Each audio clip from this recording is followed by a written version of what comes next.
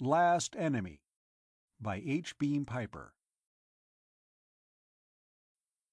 The last enemy was the toughest of all, and conquering him was in itself almost as dangerous as not conquering, for a strange pattern of beliefs can make assassination an honorable profession. Along the U-shaped table, the subdued clatter of dinnerware and the buzz of conversation was dying out. The soft music that drifted down from the overhead sound outlets seemed louder as the competing noises diminished. The feast was drawing to a close, and Dallona of Hadron fidgeted nervously with the stem of her wineglass as last-moment doubts assailed her. The old man at whose right she sat noticed, and reached out to lay his hand on hers. "My dear, you're worried," he said softly. "You, of all people, shouldn't be, you know." "The theory isn't complete," she replied, "and I could wish for more positive verification. I'd hate to think I'd got you into this." Garnon of Roxor laughed. "No, no," he assured her. "I decided upon this long before you announced the results of your experiments. Ask Girzon, he'll bear me out." "That's true," the young man who sat at Garnon's left said, leaning forward. "Father has meant to take this step for a long time. He was waiting until after the election, and then he decided to do it now, to give you an opportunity to make experimental use of it." The man on Dallona's right added his voice. Like the others at the table, he was of medium stature, brown-skinned, and dark-eyed, with a wide mouth, prominent cheekbones, and a short, square jaw. Unlike the others, he was armed. With a knife and pistol on his belt, and on the breast of his black tunic, he wore a scarlet oval patch on which a pair of black wings with a tapering silver object between them had been superimposed. "Yes, Lady Dallona, the Lord Garnon and I discussed this, 2 years ago at the least. Really, I'm surprised that you seem to shrink from it now. Of course, you're Venus-born, and customs there may be different, but with your scientific knowledge—" "That may be the trouble, Dirzed," Dallona told him.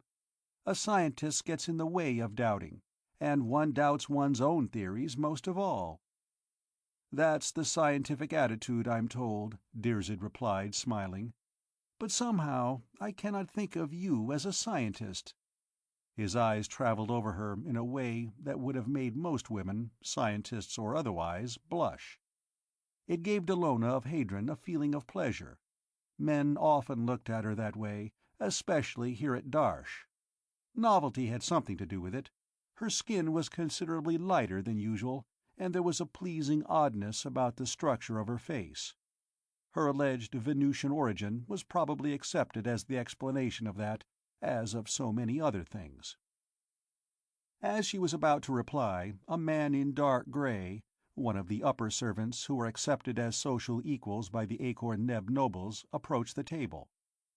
He nodded respectfully to Garnon of Roxor. "I hate to seem to hurry things, sir, but the boy's ready. He's in a trance state now," he reported, pointing to the pair of visiplates at the end of the room. Both of the 10-foot square plates were activated. One was a solid, luminous white. On the other was the image of a boy of 12 or 14, seated at a big writing machine. Even allowing for the fact that the boy was in a hypnotic trance, there was an expression of idiocy on his loose-lipped, slack-jawed face, a pervading dullness. "One of our best sensitives," a man with a beard, several places down the table on Dallona's right, said. "You remember him, Dallona. He produced that communication from the discarnate assassin, Sirzim. Normally, he's a low-grade imbecile, but in trance state, he's wonderful. And there can be no argument that the communications he produces originates in his own mind. He doesn't have mind enough of his own to operate that machine." Garnon of Roxor rose to his feet, the others rising with him. He unfastened a jewel from the front of his tunic and handed it to Dallona. "Here, my Lady Dallona, I want you to have this," he said. "It's been in the family of Roxor for 6 generations, but I know that you will appreciate and cherish it." He twisted a heavy ring from his left hand and gave it to his son. He unstrapped his wristwatch and passed it across the table to the gray-clad upper servant. He gave a pocket case containing writing tools, slide rule, and magnifier to the bearded man on the other side of Dallona. "Something you can use, Dr. Harnosh," he said. Then he took a belt, with a knife and holstered pistol, from a servant, who had brought it to him, and gave it to the man with the red badge. "And something for you, Dirzed. The pistol's by Farnor of Yand, and the knife was forged and tempered on Luna." The man with the winged bullet badge took the weapons, exclaiming in appreciation. Then he removed his own belt and buckled on the gift. "The pistol's fully loaded," Garnon told him. Dirzed drew it and checked. A man of his craft took no statement about weapons without verification, then slipped it back into the holster. "Shall I use it?" he asked. "By all means. I had that in mind when I selected it for you." Another man, to the left of Girzon, received a cigarette case and a lighter. He and Garnon hooked fingers and clapped shoulders. "Our views haven't been the same, Garnon," he said, "but I've always valued your friendship. I'm sorry you're doing this now. I believe you'll be disappointed." Garnon chuckled. "Would you care to make a small wager on that, Nirzav?" he asked. "You know what I'm putting up. If I'm proven right, will you accept the volitionalist theory as verified?" Nirzav chewed his mustache for a moment. "Yes, Garnon, I will." He pointed toward the blankly white screen. "If we get anything conclusive on that, I'll have no other choice." "All right, friends," Garnon said to those around him. "Will you walk with me to the end of the room?" Servants removed a section from the table in front of him to allow him and a few others to pass through. The rest of the guests remained standing at the table, facing toward the inside of the room. Garnon's son, Girzon, and the gray-mustached Nirzav of Shona walked on his left, Dallona of Hadron and Dr. Harnosh of Hosh on his right. The gray-clad upper servant and 2 or 3 ladies, and a nobleman with a small chin-beard, and several others joined them. Of those who had sat close to Garnon, only the man in the black tunic with the scarlet badge hung back. He stood still, by the break in the table, watching Garnon of Roxor walk away from him. Then Dirzed the assassin drew the pistol he had lately received as a gift, hefted it in his hand, thumbed off the safety, and aimed at the back of Garnon's head. They had nearly reached the end of the room when the pistol cracked. Dallona of Hadron started, almost as though the bullet had crashed into her own body, then caught herself and kept on walking. She closed her eyes and laid a hand on Dr. Harnosh's arm for guidance, concentrating her mind upon a single question. The others went on as though Garnon of Roxor were still walking among them. "Look!" Harnosh of Hosh cried, pointing to the image in the visiplate ahead. "He's under control!" They all stopped short, and Dirzed, holstering his pistol, hurried forward to join them. Behind, a couple of servants had approached with a stretcher and were gathering up the crumpled figure that had, a moment ago, been Garnon. A change had come over the boy at the writing machine. His eyes were still glazed with the stupor of the hypnotic trance, but the slack jaw had stiffened, and the loose mouth was compressed in a purposeful line. As they watched, his hands went out to the keyboard in front of him and began to move over it, and as they did, letters appeared on the white screen on the left. "Garnon of Roxor, discarnate, communicating," they read. The machine stopped for a moment, then began again. "To Dallona of Hadron, the question you asked, after I discarnated, was, 'What was the last book I read before the feast?' While waiting for my valet to prepare my bath, I read the first 10 verses of the 4th canto of Splendor of Space by Larnov of Horka in my bedroom.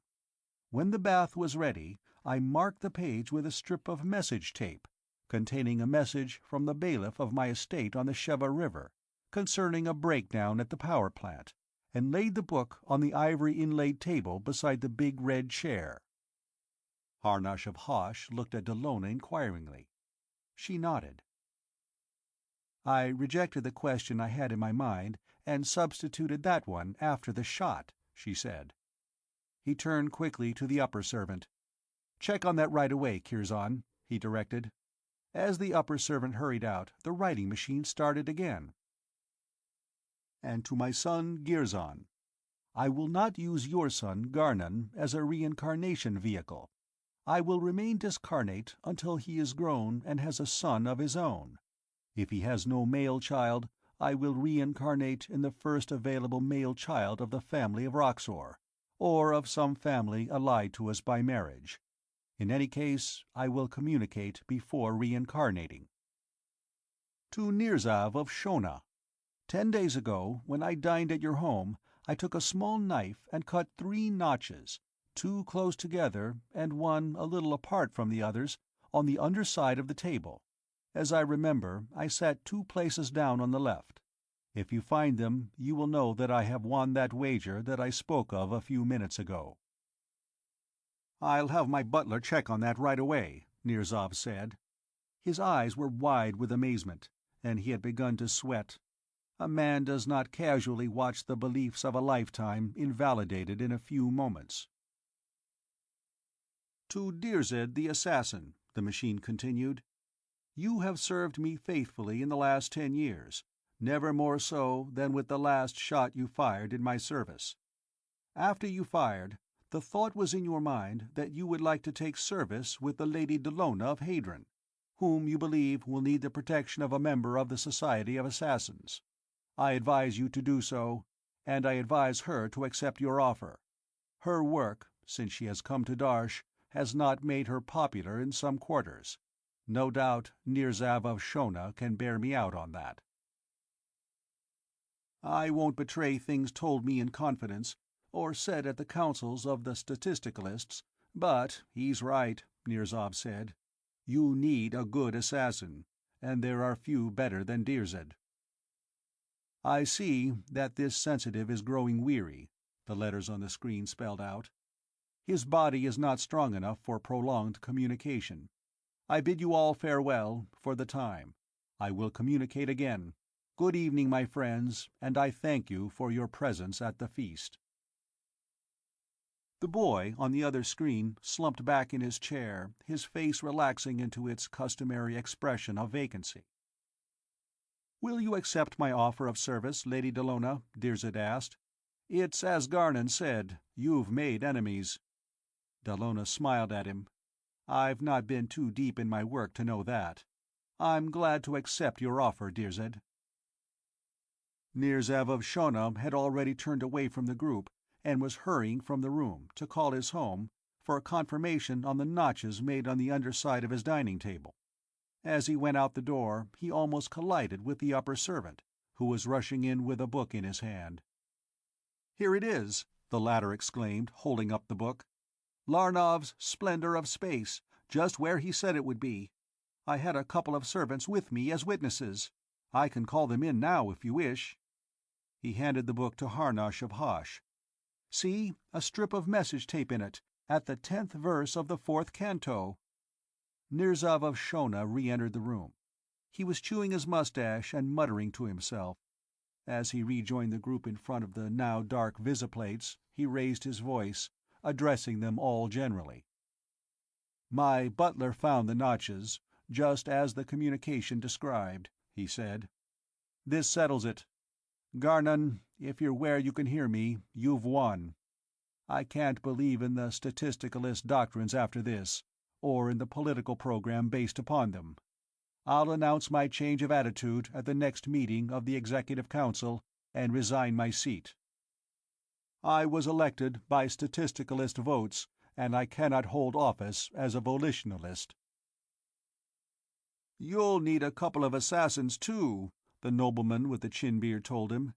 "Your former colleagues and fellow party members are regrettably given to the forcible discarnation of those who differ with them." "I've never employed personal assassins before," Nirzav replied, "but I think you're right. As soon as I get home, I'll call Assassins' Hall and make the necessary arrangements." "Better do it now," Girzon of Roxor told him, lowering his voice.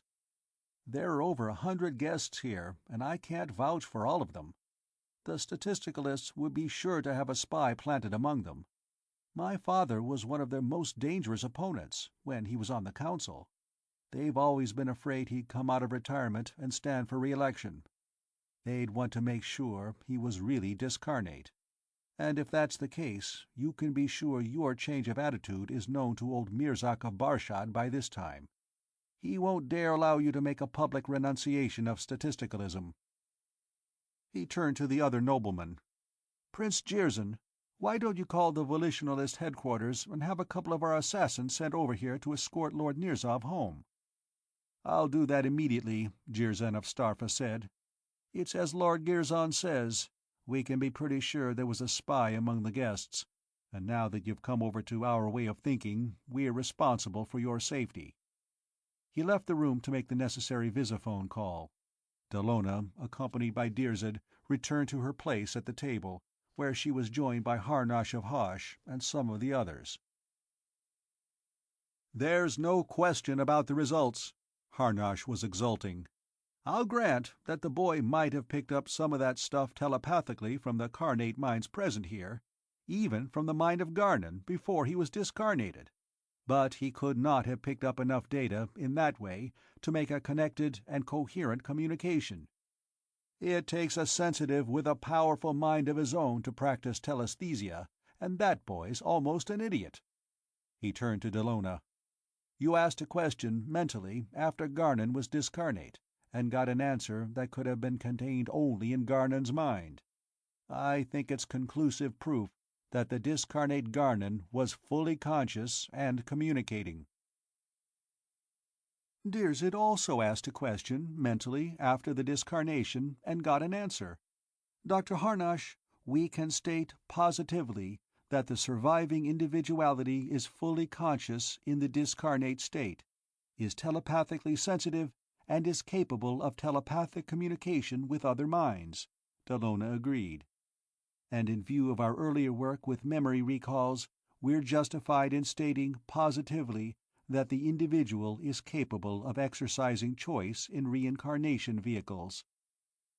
"My father has been considering voluntary discarnation for a long time," Girzon of Roxor said. "Ever since the discarnation of my mother. He deferred that step because he was unwilling to deprive the Volitionalist Party of his support. Now it would seem that he has done more to combat statisticalism by discarnating than he ever did in his carnate existence." "I don't know, Girzon," Jirzyn of Starpha said, as he joined the group. "The statisticalists will denounce the whole thing as a prearranged fraud. And if they can discarnate the Lady Dallona before she can record her testimony under truth hypnosis or on a lie detector, we're no better off than we were before. Dirzed, you have a great responsibility in guarding the Lady Dallona. Some extraordinary security precautions will be needed."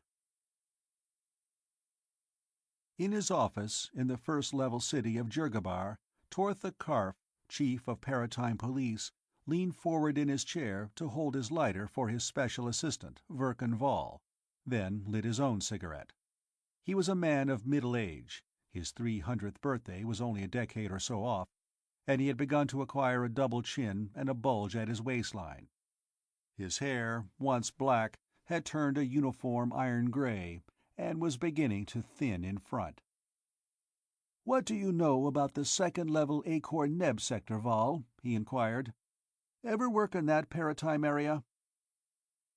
Verkan Vall's handsome features became even more immobile than usual as he mentally pronounced the verbal trigger symbols which should bring the hypnotically acquired knowledge into his conscious mind. Then he shook his head. "Must be a singularly well-behaved sector, sir," he said. "Or else we've been lucky so far. I never was on an Akor-Neb operation.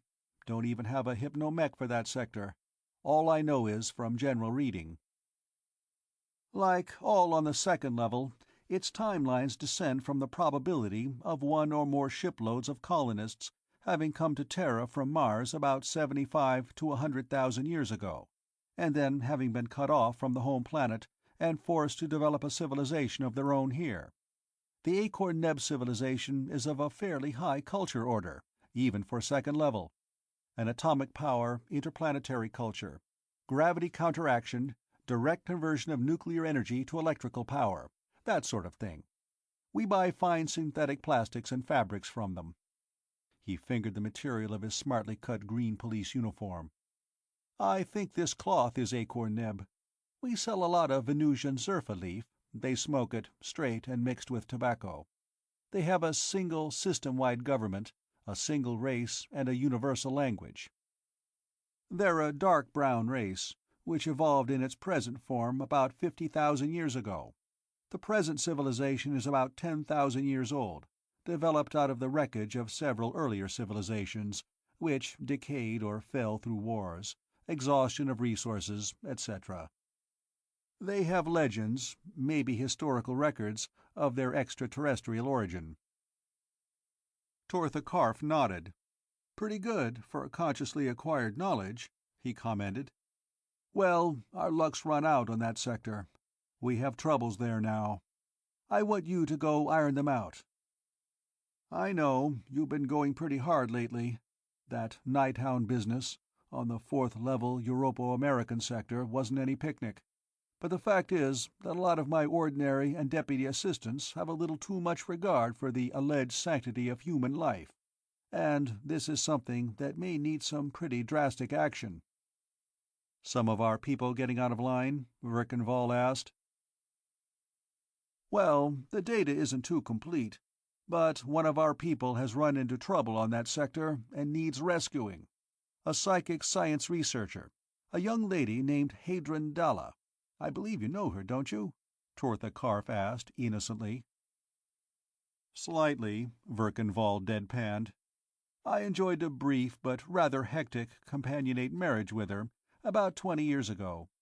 What sort of a jam's little Dalla got herself into now?" "Well, frankly, we don't know. I hope she's still alive, but I'm not unduly optimistic. It seems that about a year ago, Dr. Hadron transposed to the 2nd level, to study alleged proof of reincarnation which the Acorn Neb people were reported to possess. She went to Gindrabar on Venus and transposed to the 2nd paratime level, to a station maintained by Outtime Import and Export Trading Corporation, a zerfa plantation just east of the High Ridge country. There, she assumed an identity as the daughter of a planter, and took the name of Dallona of Hadron. Parenthetically, all Acorn Neb family names are prepositional. Family names were originally place names. I believe that ancient Acorn Neb marital relations were too complicated to permit exact establishment of paternity. And all Acorn Neb men's personal names have ears or arn inserted in the middle, and women's names end in itra or ona. You could call yourself Virzal of Verkan, for instance. Anyhow, she made the 2nd level Venus Terra trip on a regular passenger liner, and landed at the Acorn Neb city of Gamma on the Upper Nile. There, she established contact with the Outtime Trading Corporation representative, Zortan Brand, locally known as Brarnend of Zorda. He couldn't call himself Brarnend of Zortan. In the Acorn Neb language, Zortan is a particularly nasty, dirty word. Hadron Dalla spent a few weeks at his residence, briefing herself on local conditions. Then she went to the capital city, Darsh, in Eastern Europe, and enrolled as a student at something called the Independent Institute for Reincarnation Research, having secured a letter of introduction to its director, a Dr. Harnash of Hosh. Almost at once she began sending in reports to her home organization, the Rogam Memorial Foundation of Psychic Science, here at Jurgabar, through Zortan Brand. The people there were wildly enthusiastic. I don't have more than the average, intelligent, I hope, layman's knowledge of psychics, but Dr. Vozarv Darv, the director of Rogam Foundation, tells me that even in the present incomplete form, her reports have opened whole new horizons in the science. It seems that these Acorn Neb people have actually demonstrated, as a scientific fact, that the human individuality reincarnates after physical death, that your personality and mine have existed as such for ages, and will exist for ages to come. More, they have means of recovering, from almost anybody, memories of past reincarnations. Well, after about a month, the people at this Reincarnation Institute realized that this Dallona of Hadron wasn't any ordinary student. She probably had trouble keeping down to the local level of psychic knowledge. So, as soon as she'd learned their techniques, she was allowed to undertake experimental work of her own. I imagine she let herself out on that.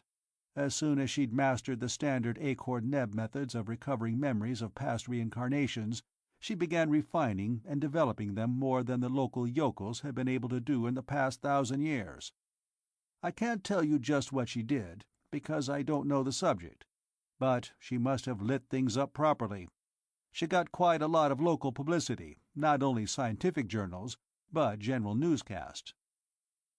Then, 4 days ago, she disappeared, and her disappearance seemed to have been coincident with an unsuccessful attempt on her life. We don't know as much about this as we should. All we have is Zortan Brenn's account. It seems that on the evening of her disappearance, she had been attending a voluntary discarnation feast, suicide party, of a prominent nobleman named Garnon of Roxor. Evidently, when the Acor-Neb people get tired of their current reincarnation, they invite in their friends, throw a big party, and then do themselves in an atmosphere of general conviviality. Frequently, they take poison or inhale lethal gas. This fellow had his personal triggerman shoot him through the head. Dalla was one of the guests of honor, along with this Harnosh of Hosh. They made rather elaborate preparations, and after the shooting they got a detailed and apparent authentic spirit communication from the late Garnon. The voluntary discarnation was just a routine social event, it seems, but the communication caused quite an uproar, and rated top place on the system-wide newscasts, and started a storm of controversy. After the shooting and the communication, Dalla took the officiating gun artist, one Dirzed, into her own service. This Dirzed was spoken of as a generally respected member of something called the Society of Assassins, and that'll give you an idea of what things are like on that sector, and why I don't want to send anybody who might develop trigger finger cramp at the wrong moment. She and Dirzed left the home of the gentleman who had just had himself discarnated, presumably for Dalla's apartment about 100 miles away. That's the last that's been heard of either of them. This attempt on Dalla's life occurred while the pre-mortem revels were still going on. She lived in a 6-room apartment with 3 servants, on one of the upper floors of a 3,000-foot tower. Acor-Neb cities are built vertically, with considerable interval between units. And while she was at this feast, a package was delivered at the apartment, ostensibly from the Reincarnation Institute, and made up to look as though it contained record tapes. One of the servants accepted it from the service employee of the apartments. The next morning, a little before noon, Dr. Harnosh of Hosh called her on the visiphone and got no answer. He then called the apartment manager, who entered the apartment. He found all 3 of the servants dead, from a lethal gas bomb which had exploded when one of them had opened this package. However, Hadron Dalla had never returned to the apartment the night before. Verkan was sitting motionless, his face expressionless, as he ran Torthakarf's narrative through the intricate semantic and psychological processes of the first-level mentality. The fact that Hadron Dalla had been a former wife of his had been relegated to one corner of his consciousness and contained there. It was not a fact that would, at the moment, contribute to the problem or to his treatment of it. The package was delivered while she was at this suicide party, he considered. It must, therefore, have been sent by somebody who either did not know she would be out of the apartment, or did not expect it to function until after her return. On the other hand, if her disappearance was due to hostile action, it was the work of somebody who knew she was at the feast and did not want her to reach her apartment again. This would seem to exclude the sender of the package bomb. Tortha Karf nodded. He had reached that conclusion himself. Thus, Verkan continued, if her disappearance was the work of an enemy, she must have 2 enemies, each working in ignorance of the other's plans. What do you think she did to provoke such enmity? Well, of course, it just might be that Dalla's normally complicated love life had got a little more complicated than usual and short-circuited on her, Verkenval said, out of the fullness of personal knowledge. But I doubt that at the moment. I would think that this affair has political implications. "Don't you see, Chief?" the Special Assistant asked. "We find a belief in reincarnation on many timelines, as a religious doctrine, but these people accept it as a scientific fact. Such acceptance would carry much more conviction. It would influence a people's entire thinking. We see it reflected in their disregard for death, suicide as a social function, this society of assassins and the like. It would naturally color their political thinking, because politics is nothing but common action to secure more favorable living conditions, and to these people the term living conditions includes not only the present life, but also an indefinite number of future lives as well. I find this title, Independent Institute, suggestive. Independent of what? Possibly of partisan affiliation.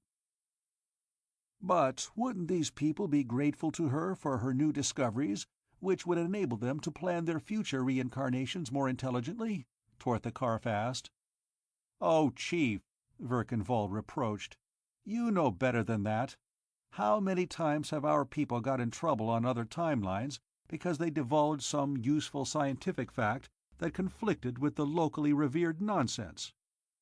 You show me 10 men who cherish some religious doctrine or political ideology, and I'll show you 9 men whose minds are utterly impervious to any factual evidence which contradicts their beliefs, and who regard the producer of such evidence as a criminal, who ought to be suppressed. For instance, on the 4th level Europo-American sector, where I was just working, there is a political sect, the Communists, who, in the territory under their control, forbid the teaching of certain well-established facts of genetics and heredity, because those facts do not fit the world picture demanded by their political doctrines.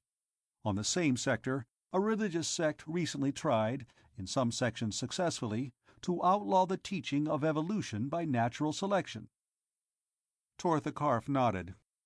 "I remember some stories my grandfather told me about his narrow escapes from an organization called the Holy Inquisition, when he was a paratime trader on the 4th level, about 400 years ago.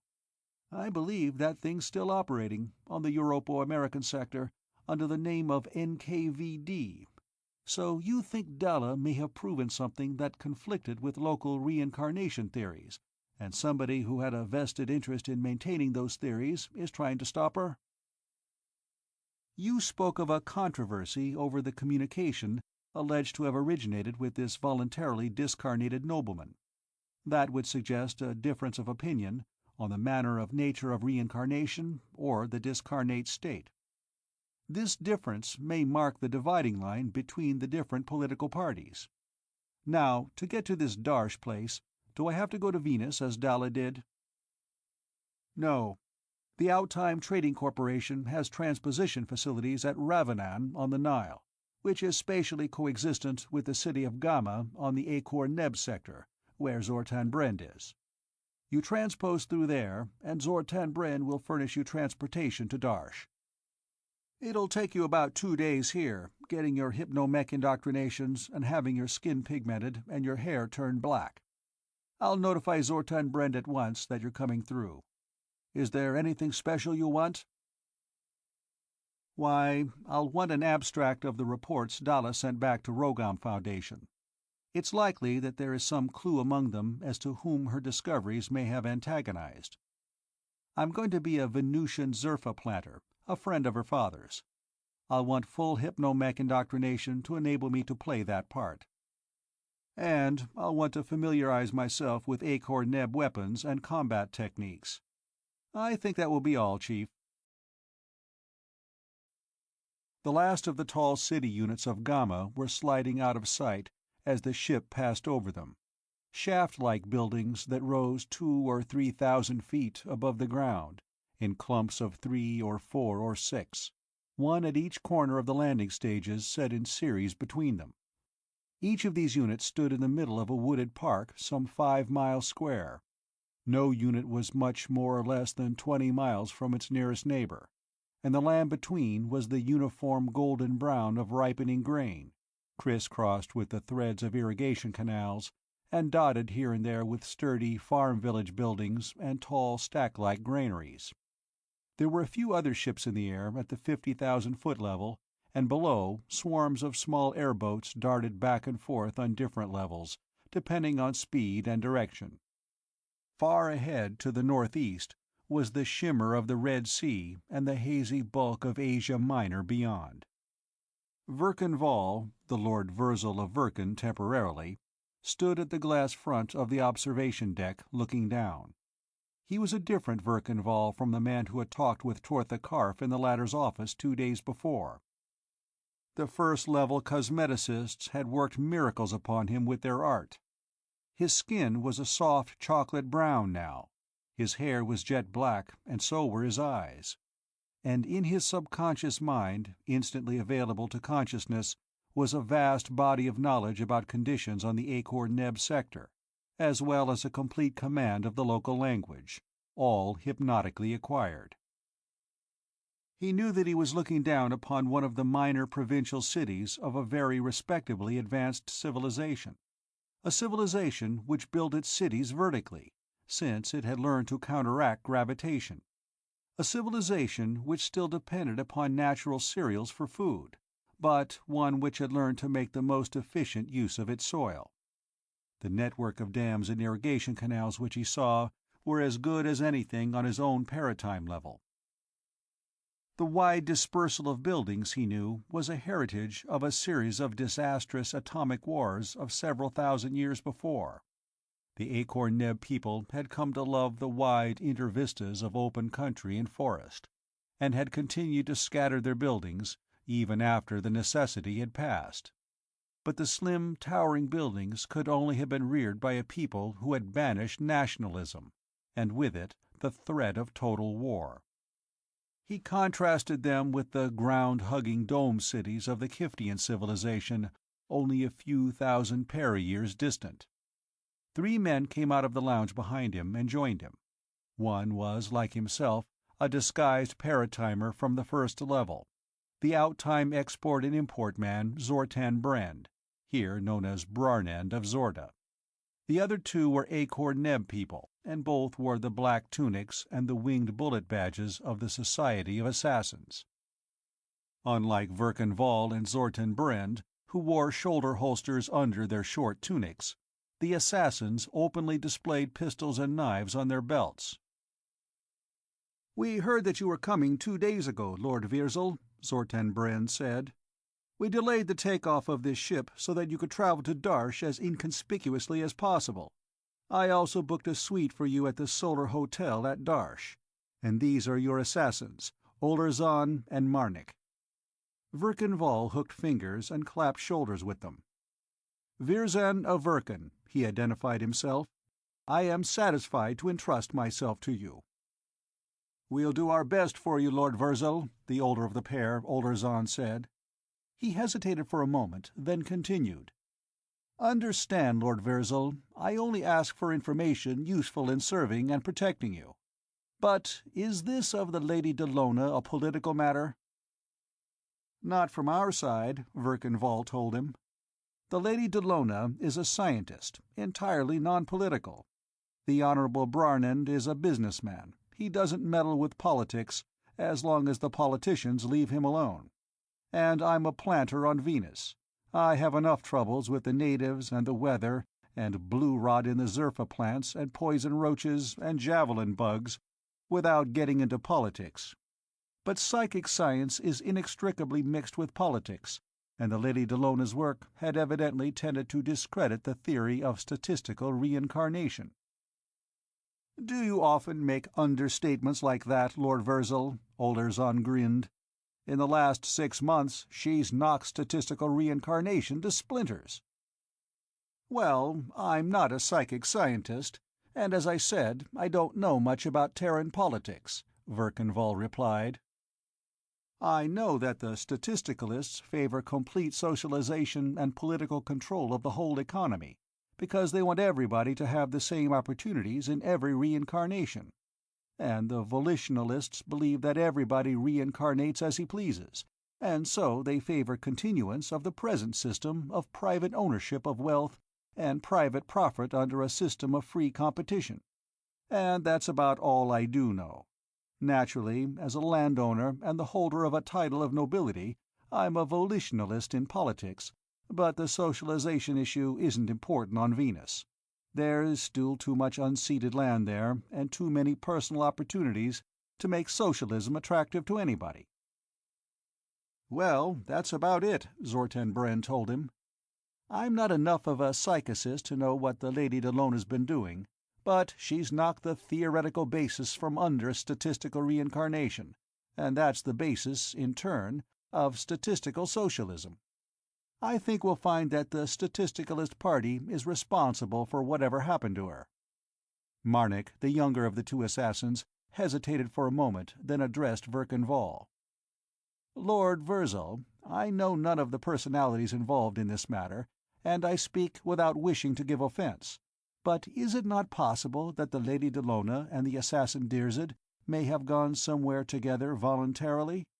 I have met Dirzed, and he has many qualities which women find attractive, and he is by no means indifferent to the opposite sex.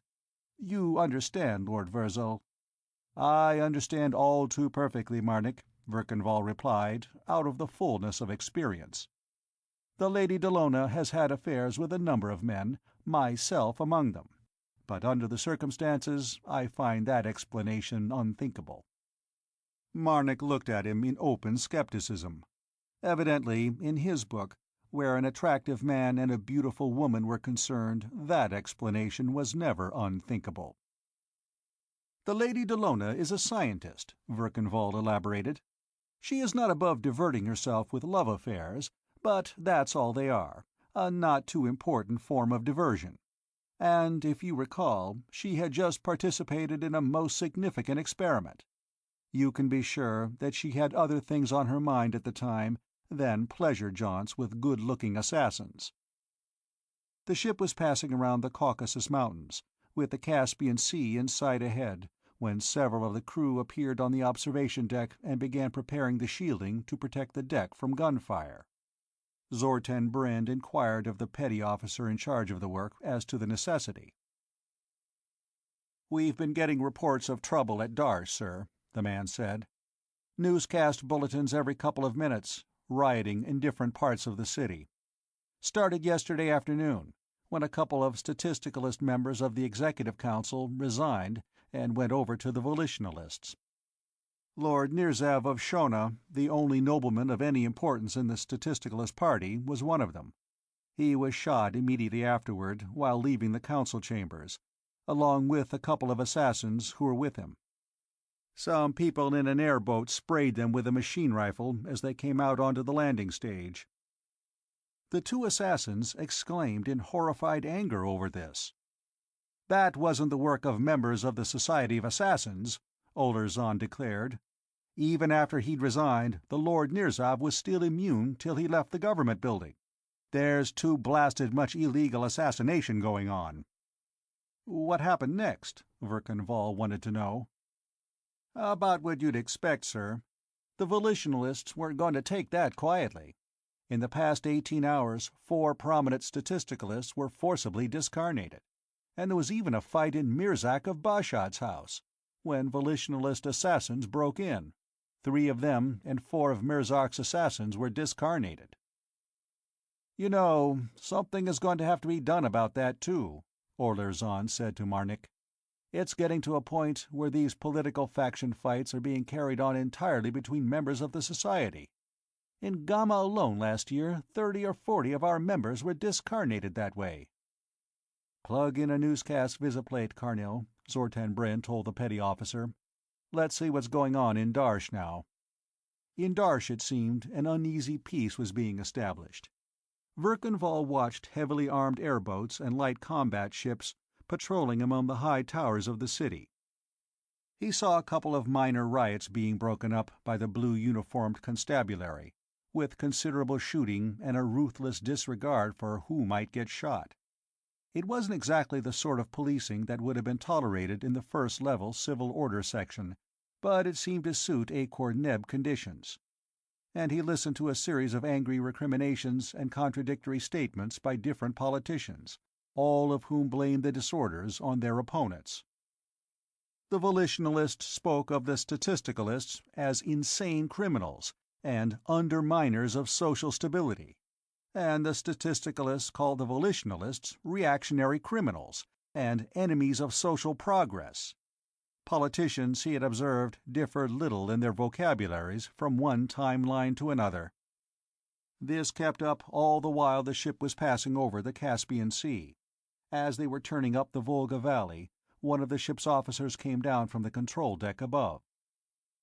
"We're coming into Darsh now," he said, and as Verkanvall turned from the visiplate to the forward windows, he could see the white and pastel-tinted towers of the city rising above the hardwood forests that covered the whole Volga basin on this sector.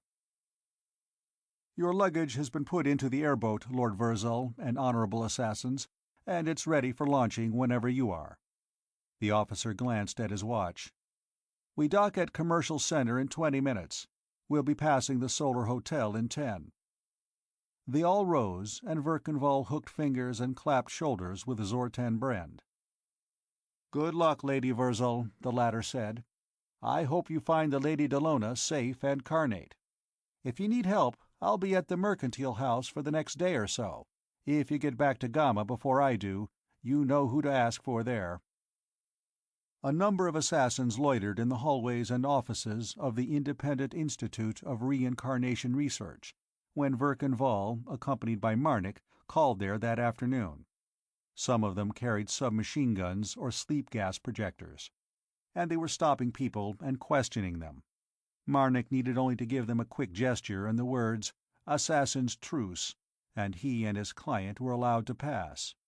They entered a lifter tube and floated up to the office of Dr. Harnosh of Hosh, with whom Verkanvall had made an appointment. "I'm sorry, Lord Virzal," the director of the Institute told him, "but I have no idea what has befallen the Lady Dallona, or even if she is still carnate. I am quite worried. I admired her extremely, both as an individual and as a scientist. I do hope she hasn't been discarnated. That would be a serious blow to science. It is fortunate that she accomplished as much as she did while she was with us." "You think she is no longer carnate, then?" "I'm afraid so.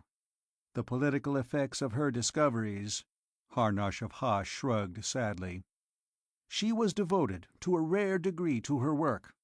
I am sure that nothing but her discarnation could have taken her away from us at this time, with so many important experiments still uncompleted."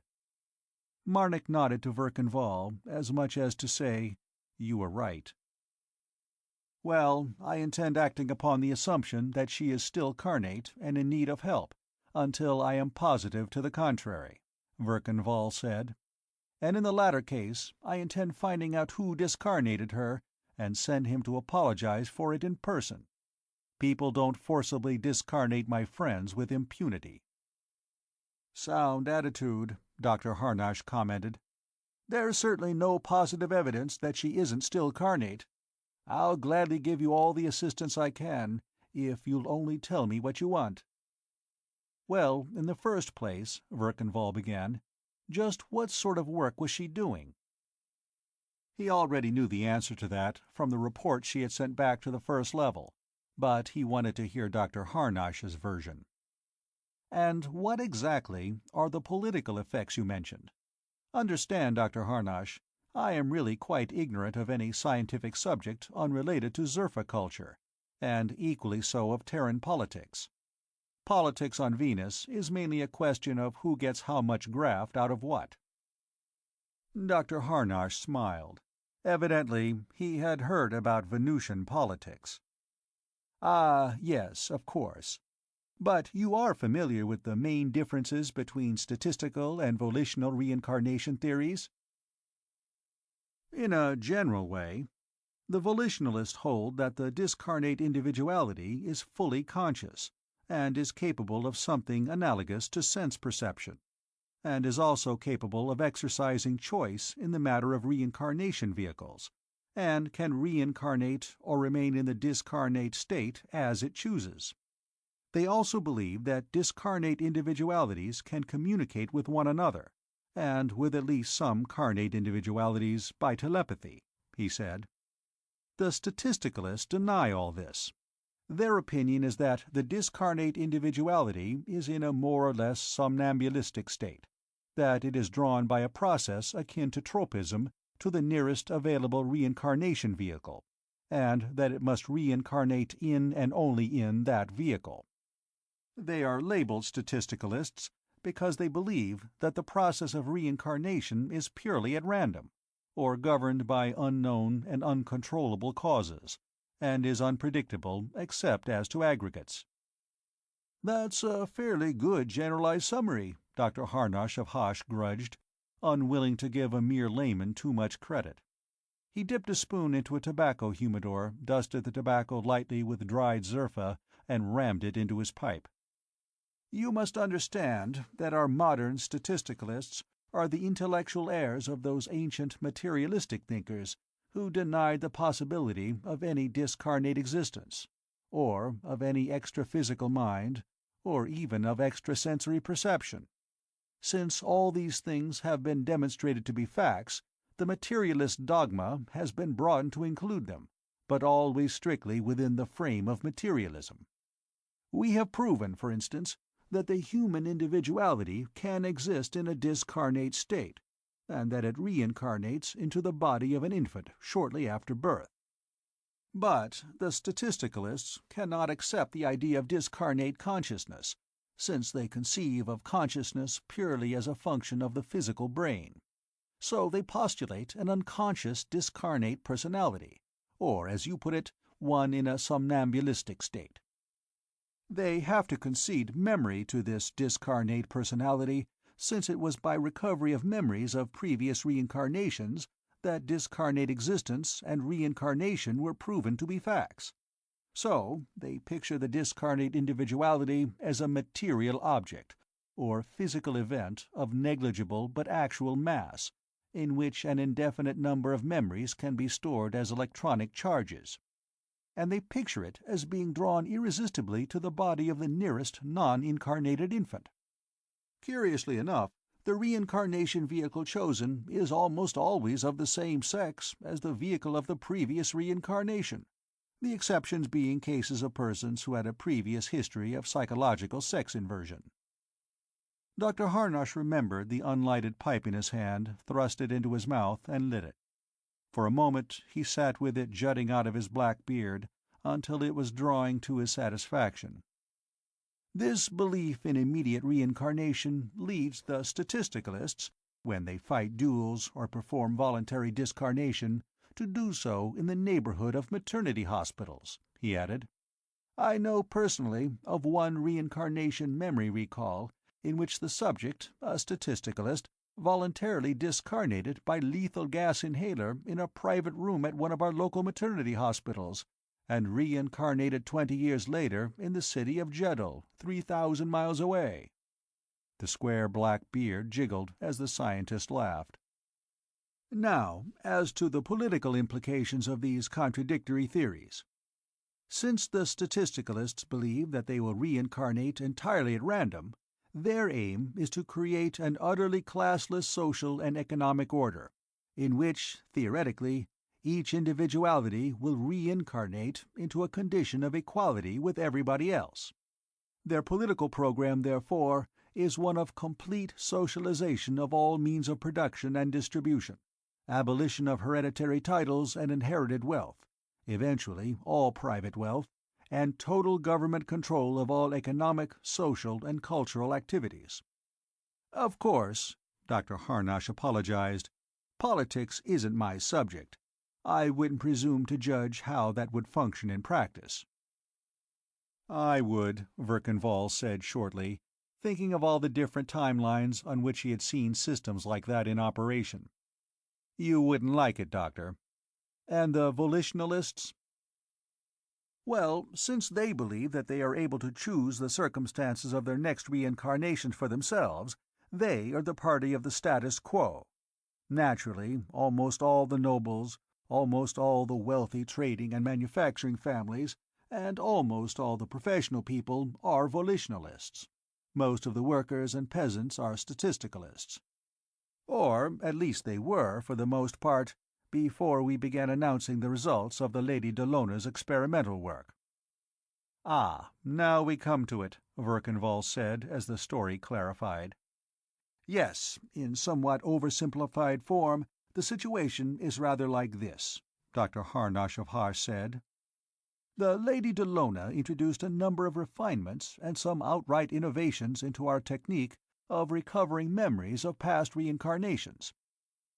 Previously, it was necessary to keep the subject in an hypnotic trance, during which he or she would narrate what was remembered of past reincarnations, and this would be recorded.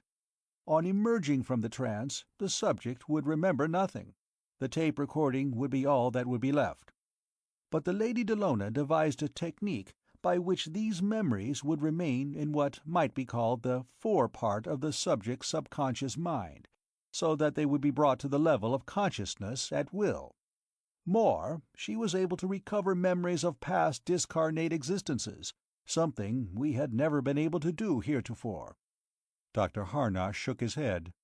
"And to think, when I first met her, I thought she was just another sensation-seeking young lady of wealth, and was almost about to refuse her enrollment." He wasn't the only one whom little Dalla had surprised, Verkanvall thought. At least, he had been pleasantly surprised. "You see, this entirely disproves the statistical theory of reincarnation. For example, we got a fine set of memory recalls from one subject for 4 previous reincarnations and 4 intercarnations. In the first of these, the subject had been a peasant on the estate of a wealthy noble. Unlike most of his fellows, who reincarnated into other peasant families almost immediately after discarnation, this man waited for 50 years in the discarnate state for an opportunity to reincarnate as the son of an overservant. In his next reincarnation, he was the son of a technician, and received a technical education. He became a physics researcher. For his next reincarnation, he chose the son of a nobleman by a concubine as his vehicle. In his present reincarnation, he is a member of a wealthy manufacturing family, and married into a family of the nobility. In 5 reincarnations he has climbed from the lowest to the next to highest rung of the social ladder. Few individuals of this class from whence he began this ascent possess so much persistence or determination. Then, of course, there was the case of Lord Garnon of Roxor." He went on to describe the last experiment in which Hadron Dalla had participated. "Well, that all sounds pretty conclusive," Verkanvall commented. "I take it the leaders of the volitionalist party here are pleased with the result of the Lady Dellona's work?" "Pleased? My dear Lord Virzal, they're fairly bursting with glee over it," Harnosh of Hosh declared. "As I pointed out, the statisticalist program of socialization is based entirely on the proposition that no one can choose the circumstances of his next reincarnation, and that's been demonstrated to be utter nonsense. Until the Lady Dellona's discoveries were announced, they were the dominant party, controlling a majority of the seats in the Parliament and on the Executive Council. Only the Constitution kept them from enacting their entire socialization program long ago, and they were about to legislate constitutional changes which would remove that barrier. They had expected to be able to do so after the forthcoming general elections. But now social inequality has become desirable. It gives people something to look forward to in the next reincarnation. Instead of wanting to abolish wealth and privilege and nobility, the proletariat want to reincarnate into them." Harnosh of Hosh laughed happily. "So you can see how furious the Statisticalist Party organization is." "There's a catch to this somewhere," Marnik the Assassin, speaking for the first time, declared. "They can't all reincarnate as princes. There aren't enough vacancies to go round. And no noble is going to reincarnate as a tractor driver to make room for a tractor driver who wants to reincarnate as a noble." "That's correct," Dr. Harnosh replied. "There is a catch to it. A catch most people would never admit, even to themselves. Very few individuals possess the willpower, the intelligence, or the capacity for mental effort displayed by the subject of the case I just quoted. The average man's interests are almost entirely on the physical side. He actually finds mental effort painful, and makes as little of it as possible. And that is the only sort of effort a discarnate individuality can exert. So, unable to endure the 50 or so years needed to make a really good reincarnation, he reincarnates in a year or so, out of pure boredom, into the first vehicle he can find, usually one nobody else wants. Dr. Harnash dug out the heel of his pipe and blew through the stem. But nobody will admit his own mental inferiority, even to himself. Now, every machine operator and field hand on the planet thinks he can reincarnate as a prince or a millionaire. Politics isn't my subject, but I'm willing to bet that since statistical reincarnation is an exploded psychic theory, statisticalist socialism has been caught in the blast area and destroyed along with it. Olirzon was in the drawing-room of the hotel suite when they returned, sitting on the middle of his spinal column in a reclining chair, smoking a pipe, dressing the edge of his knife with a pocket-hone, and gazing lecherously at a young woman in the visiplate. She was an extremely well-designed young woman, in a rather fragmentary costume, and she was heaving her bosom at the invisible audience in anger, sorrow, scorn, entreaty, and numerous other emotions. "This revolting crime," she was declaiming in a husky contralto as Verkan Vall and Marnik entered. "Foul even for the criminal beasts who conceived and perpetrated it." She pointed an accusing finger. "This murder of the beautiful Lady Dallona of Hadron." Verkan Vall stopped short, considering the possibility of something having been discovered lately of which he was ignorant. Olirzon must have guessed his thought. He grinned reassuringly. "Think nothing of it, Lord Virzal," he said, waving his knife at the visiplate. "Just political propaganda, strictly for the sparrows. Nice propagandist, though." "And now," the woman with the magnificent natural resources lowered her voice reverently, "we bring you the last image of the Lady Dallona, and of Dirzed, her faithful assassin, taken just before they vanished, never to be seen again." The plate darkened, and there were strains of slow, dirge-like music. Then it lighted again, presenting a view of a broad hallway, thronged with men and women in bright, vari-colored costumes. In the foreground, wearing a tight skirt of deep blue and a short red jacket, was Hadron Dalla, just as she had looked in the solidographs taken in Jurgabar after her alteration by the first-level cosmeticians, to conform to the appearance of the Malayoid Akor-Neb people. She was holding the arm of a man who wore the black tunic and red badge of an assassin, a handsome specimen of the Akor-Neb race. Trust little Dalla for that, Verkan Vall thought. The figures were moving with exaggerated slowness, as though a very fleeting picture were being stretched out as far as possible.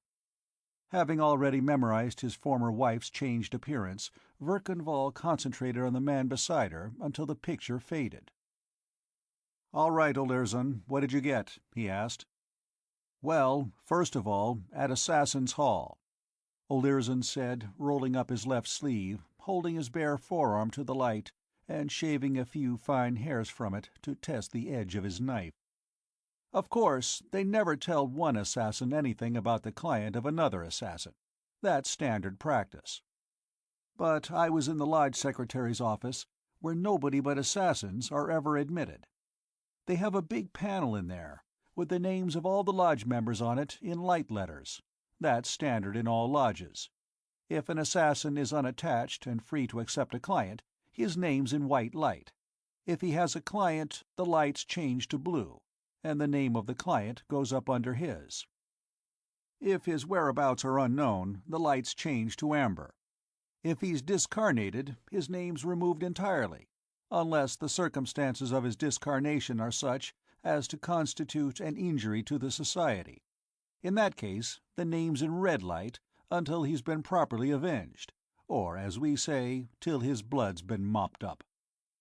Well, the name of Dirzed is up in blue light, with the name of Dallona of Hadron under it. I found out that the light had been amber for 2 days after the disappearance, and then had been changed back to blue. Get it, Lord Virzal?" Verkanvall nodded. "I think so. I'd been considering that as a possibility from the first. Then what?" "Then I was about and around for a couple of hours, buying drinks for people, unattached assassins, constabulary detectives, political workers, newscast people. You owe me 15 system monetary units for that, Lord Virzal. What I got, when it's all sorted out, I taped it in detail as soon as I got back, reduces to this. The volitionalists are moving mountains to find out who was the spy at Garnon of Roxor's discarnation feast, but are doing nothing but nothing at all to find the Lady Dallona or Dirzed. The statisticalists are making all sorts of secret efforts to find out what happened to her. The constabulary blame the statistos for the package bomb. They're interested in that because of the discarnation of the 3 servants by an illegal weapon of indiscriminate effect. They claim that the disappearance of Dirzed and the Lady Dallona was a publicity hoax. The volitionalists are preparing a line of publicity to deny this." Verkanvall nodded. "That ties in with what you learned at Assassin's Hall," he said. "They're hiding out somewhere. Is there any chance of reaching Dirzed through the Society of Assassins?" Olirzon shook his head. "If you're right, and that's the way it looks to me, too, he's probably just called in and notified the Society that he's still Carnate, and so is the Lady Dallona, and called off any search the Society might be making for him. And I've got to find the Lady Dallona as soon as I can. Well, if I can't reach her, maybe I can get her to send word to me," Verkanvall said. "That's going to take some doing, too." "What did you find out, Lord Virzal?" Olirzon asked. He had a piece of soft leather now, and was polishing his blade lovingly. "The reincarnation research people don't know anything," Verkanvall replied. "Dr. Harnosh of Hosh thinks she's discarnate. I did find out that the experimental work she's done so far has absolutely disproved the theory of statistical reincarnation. The volitionalist theory is solidly established." "Yes, what do you think, Olirzon?" Marnik added. "They have a case on record of a man who worked up from field hand to millionaire in 5 reincarnations. Deliberately, that is." He went on to repeat what Harnosh of Hosh had said. He must have possessed an almost eidetic memory, for he gave the bearded psychicist's words verbatim, and threw in the gestures and voice inflections. Olirzon grinned. "You know, there's a chance for the easy money boys," he considered. "You, too, can reincarnate as a millionaire. Let Dr. Nirzutz of Futzbutz help you. Only 49.98 system monetary units for the secret, infallible, autosuggestive formula. And it would sell." He put away the hone and the bit of leather and slipped his knife back into its sheath. "If I weren't a respectable assassin, I'd give it a try myself." Verkanvall looked at his watch. "We'd better get something to eat," he said. "We'll go down to the main dining room, the Martian room, I think they call it. I've got to think of some way to let the Lady Dallona know I'm looking for her." The Martian room, 15 stories down, was a big place, occupying almost half of the floor space of one corner tower. It had been fitted to resemble one of the ruined buildings of the ancient and vanished race of Mars, who were the ancestors of Terran humanity.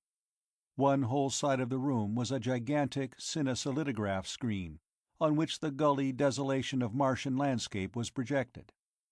In the course of about 2 hours, the scene changed from sunrise through daylight and night to sunrise again. It was high noon when they entered and found a table. By the time they had finished their dinner, the night was ending and the first glow of dawn was tinting the distant hills. They sat for a while, watching the light grow stronger, then got up and left the table. There were 5 men at a table near them. They had come in before the stars had grown dim and the waiters were just bringing their first dishes. 2 were assassins. and the other three were of a breed Verkan Vall had learned to recognize on any timeline: the arrogant, cocksure, ambitious, leftist politician, who knows what is best for everybody better than anybody else does, and who is convinced that he is inescapably right and that whoever differs with him is not only an ignoramus, but a venal scoundrel as well. One was a beefy man in a gold-laced, cream-colored dress tunic. He had thick lips and a too-ready laugh. Another was a rather monkish-looking young man who spoke earnestly and rolled his eyes upward, as though at some celestial vision. The third had the faint powdering of grey in his black hair, which was, among the Akor-Neb people, almost the only indication of advanced age. "Of course it is. The whole thing is a fraud," the monkish young man was saying angrily. "But we can't prove it." "Oh, Zirzab here can prove anything, if you give him time," the beefy one laughed. "The trouble is, there isn't too much time. We know that communication was a fake, prearranged by the volitionalists, with Dr. Harnosh and this Dallona of Hadron as their tools. They fed the whole thing to that idiot boy hypnotically, in advance, and then, on a signal, he began typing out his spurious communication. And then, of course, Dallona and this assassin of hers run off somewhere together, so that we'd be blamed with discarnating or abducting them, and so that they wouldn't be able to testify about the communication on a lie detector." A sudden, happy smile touched Verkan Vall's eyes. He caught each of his assassins by an arm. "Marnik, cover my back," he ordered. "Olirzon, cover everybody at the table. Come on." Then he stepped forward, halting between the chairs of the young man and the man with the grey hair, and facing the beefy man in the light tunic. "You!" he barked. "I mean you!" The beefy man stopped laughing and stared at him, then sprang to his feet. His hand, streaking toward his left armpit, stopped and dropped to his side as Olirzon aimed a pistol at him. The others sat motionless. "You," Verkan Vall continued, "are a complete, deliberate, malicious, and unmitigated liar. The Lady Dallona of Hadron is a scientist of integrity, incapable of falsifying her experimental work. What's more, her father is one of my best friends. In his name, and in hers, I demand a full retraction of the slanderous statements you have just made." "Do you know who I am?" the beefy one shouted. "I know what you are," Verkan Vall shouted back. Like most ancient languages, the Akor-Neb speech included an elaborate, delicately shaded, and utterly vile vocabulary of abuse. Verkan Vall culled from it judiciously and at length. "And if I don't make myself understood verbally, we'll go down to the object level," he added, snatching a bowl of soup from in front of the monkish-looking young man and throwing it across the table. The soup was a dark brown, almost black. It contained bits of meat and mushrooms and slices of hard-boiled egg, and yellow Martian rock lichen. It produced, on the light tunic, a most spectacular effect.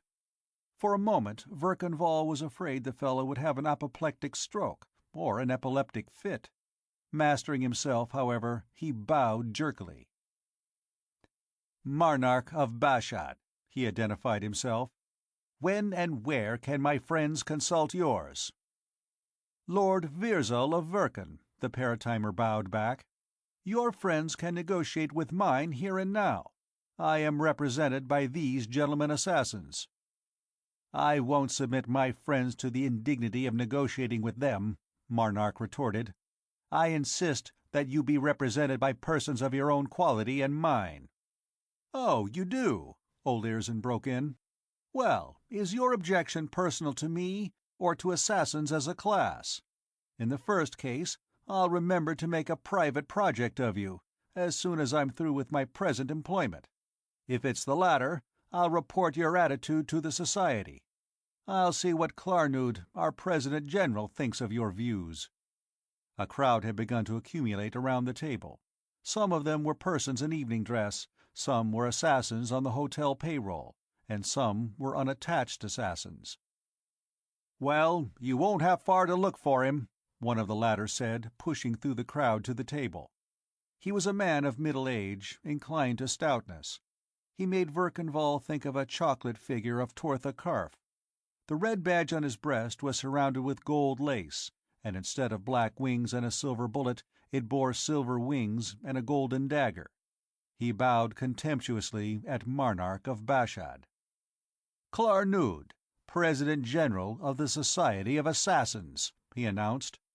"Marnark of Bashad, did I hear you say that you considered members of the Society as unworthy to negotiate an affair of honor with your friends, on behalf of this nobleman who has been courteous enough to accept your challenge?" he demanded. Marnark of Bashad's arrogance suffered considerable evaporation loss. His tone became almost servile. "Not at all, Honorable Assassin President," he protested. "But as I was going to ask these gentlemen to represent me, I thought it would be more fitting for the other gentlemen to be represented by personal friends also. In that way—" "Sorry, Marnark," the gray-haired man at the table said. "I can't second you. I have a quarrel with Lord Virzal, too." He rose and bowed. "Sirzob of Abo, inasmuch as the Honorable Marnark is a guest at my table, an affront to him is an affront to me. In my quality as his host, I must demand satisfaction from you, Lord Virzal." "Why, gladly, Honorable Sirzob," Verkanval replied. This was getting better and better every moment. "Of course, your friend, the Honorable Marnark, enjoys priority of challenge. I'll take care of you as soon as I have, shall we say, satisfied him." The earnest and rather consecrated-looking young man rose also, bowing to Verkanval. "Yirzal of Narva, I too have a quarrel with you, Lord Virzal. I cannot submit to the indignity of having my food snatched from in front of me, as you just did. I also demand satisfaction." "And quite rightly, Honorable Yirzal," Verkanval approved. "It looks like such a good soup, too," he sorrowed, inspecting the front of Marnark's tunic. "My seconds will negotiate with yours immediately. Your satisfaction, of course, must come after that of Honorable Sirzob." "If I may intrude," Klarnood put in smoothly, "may I suggest that as the Lord Virzal is represented by his assassins, yours can represent all three of you at the same time? I will gladly offer my own good offices as impartial supervisor." Verkanval turned and bowed as to royalty. "An honor, Assassin President. I am sure no one would act in that capacity more satisfactorily." "Well, when would it be most convenient to arrange the details?" Klarnood inquired. "I am completely at your disposal, gentlemen." "Why, here and now, while we're all together," Verkanval replied. "I object to that!" Marnark of Bashad vociferated. "We can't make arrangements here. Why, all these hotel people, from the manager down, are nothing but tipsters for the newscast services." "Well, what's wrong with that?" Verkanval demanded. "You knew that when you slandered the Lady Dallona in their hearing." "The Lord Virzal of Verkan is correct," Klarnood ruled, "and the offenses for which you have challenged him are also committed in public. By all means, let's discuss the arrangements now." He turned to Verkanval. "As the challenged party, you have the choice of weapons. Your opponents, then, have the right to name the conditions under which they are to be used." Marnark of Bashad raised another outcry over that. The assault upon him by the Lord Virzal of Verkan was deliberately provocative, and therefore tantamount to a challenge. He himself had the right to name the weapons. Klarnood upheld him. "Do the other gentlemen make the same claim?" Verkanval wanted to know. "If they do, I won't allow it," Klarnood replied. "You deliberately provoked Honorable Marnark, but the offenses of provoking him at Honorable Sirzob's table, and of throwing Honorable Yirzal's soup at him, were not given with intent to provoke. These gentlemen have a right to challenge, but not to consider themselves provoked." "Well, I choose knives, then," Marnark hastened to say. Verkanval smiled thinly. He had learned knife play among the greatest masters of that art in all Paratime, the third-level Kanga pirates of the Caribbean islands. "And we fight barefoot, stripped to the waist, and without any parrying weapon in the left hand," Verkan stipulated. The beefy Marnark fairly licked his chops in anticipation. He outweighed Verkan by 40 pounds. He saw an easy victory ahead. Verkan own confidence increased at these signs of his opponent's assurance. "And as for Honorable Sirzob and Honorable Yirzal, I chose pistols," he added. Sirzob and Yirzal held a hasty whispered conference. "Speaking both for Honorable Yirzal and for myself," Sirzob announced, "we stipulate that the distance shall be 20 meters, that the pistol shall be fully loaded, and that fire shall be at will after the command." 20 rounds, fire at will at 20 meters, Olirzon hooted. "You must think our principal's as bad a shot as you are." The four assassins stepped aside and held a long discussion about something, with considerable argument and gesticulation. Klarnood, observing Verkan impatience, leaned close to him and whispered, "This is highly irregular. We must pretend ignorance and be patient. They're laying bets on the outcome.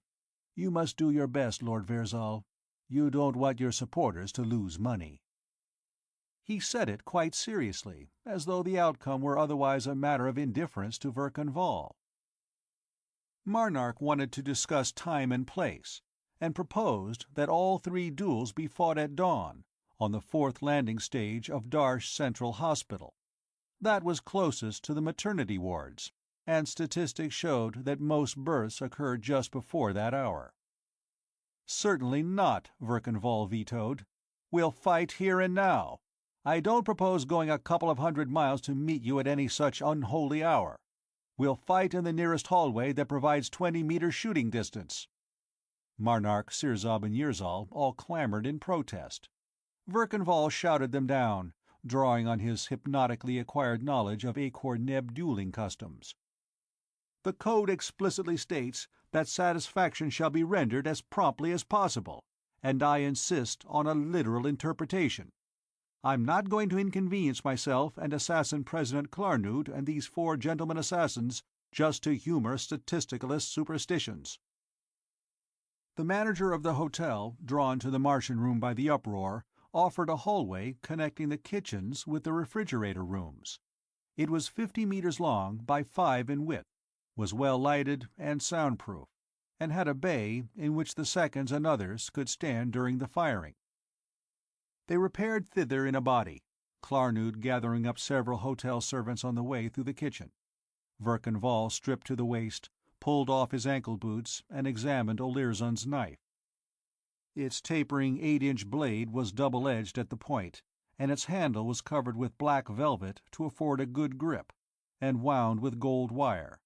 He nodded approvingly, gripped it with his index finger crooked around the crossguard, and advanced to meet Marnark of Bashad.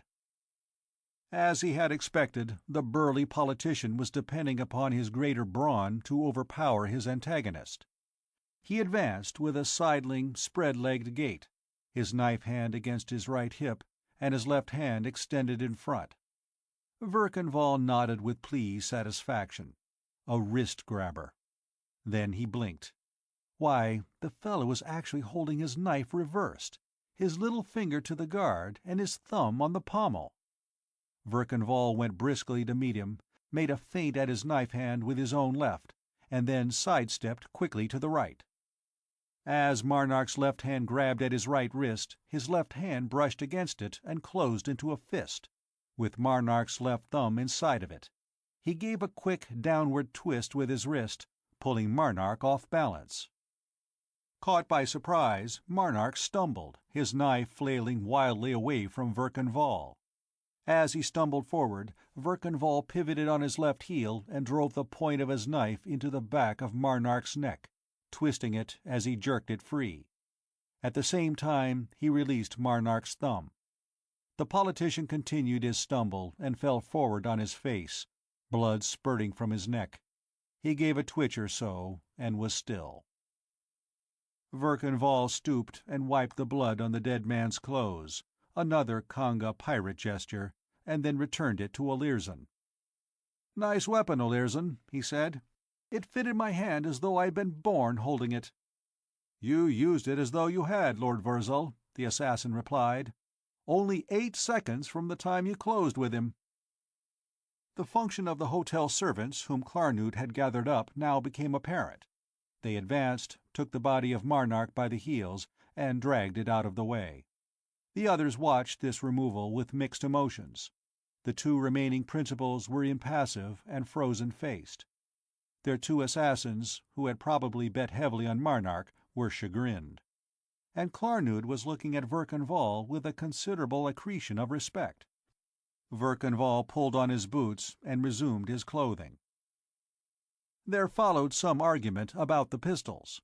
It was finally decided that each combatant should use his own shoulder-holster weapon. All 3 were nearly enough alike, small weapons, rather heavier than they looked, firing a tiny 10-grain bullet at 10,000 foot-seconds. On impact, such a bullet would almost disintegrate. A man hit anywhere in the body with one would be killed instantly, his nervous system paralyzed and his heart stopped by internal pressure. Each of the pistols carried 20 rounds in the magazine. Verkanval and Sirzab of Abo took their places, their pistols lowered at their sides, facing each other across a measured 20 meters. "Are you ready, gentlemen?" Klarnood asked. "You will not raise your pistols until the command to fire. You may fire at will after it. Ready? Fire!" Both pistols swung up to level. Verkanval found Sirzab's head in his sights and squeezed. The pistol kicked back in his hand, and he saw a lance of blue flame jump from the muzzle of Sirzab's. Both weapons barked together, and with the double report came the whip-cracking sound of Sirzab's bullet passing Verkanval's head. Then Sirzab's face altered its appearance unpleasantly, and he pitched forward. Verkanval thumbed on his safety and stood motionless, while the servants advanced, took Sirzab's body by the heels, and dragged it over beside Marnark's. "All right, Honorable Yirzal, you're next," Verkanval called out. "The Lord Virzal has fired 1 shot," one of the opposing seconds objected, "and the Honorable Yirzal has a full magazine. The Lord Virzal should put in another magazine." "I grant him the advantage. Let's get on with it," Verkanval said. Yirzal of Narva advanced to the firing point. He was not afraid of death. None of the Akor-Neb people were. Their language contained no word to express the concept of total and final extinction, and discarnation by gunshot was almost entirely painless. But he was beginning to suspect that he had made a fool of himself by getting into this affair. He had work in his present reincarnation which he wanted to finish, and his political party would suffer loss, both of his services and of prestige. "Are you ready, gentlemen?" Klarnood intoned ritualistically. "You will not raise your pistols until the command to fire. You may fire at will after it. Ready?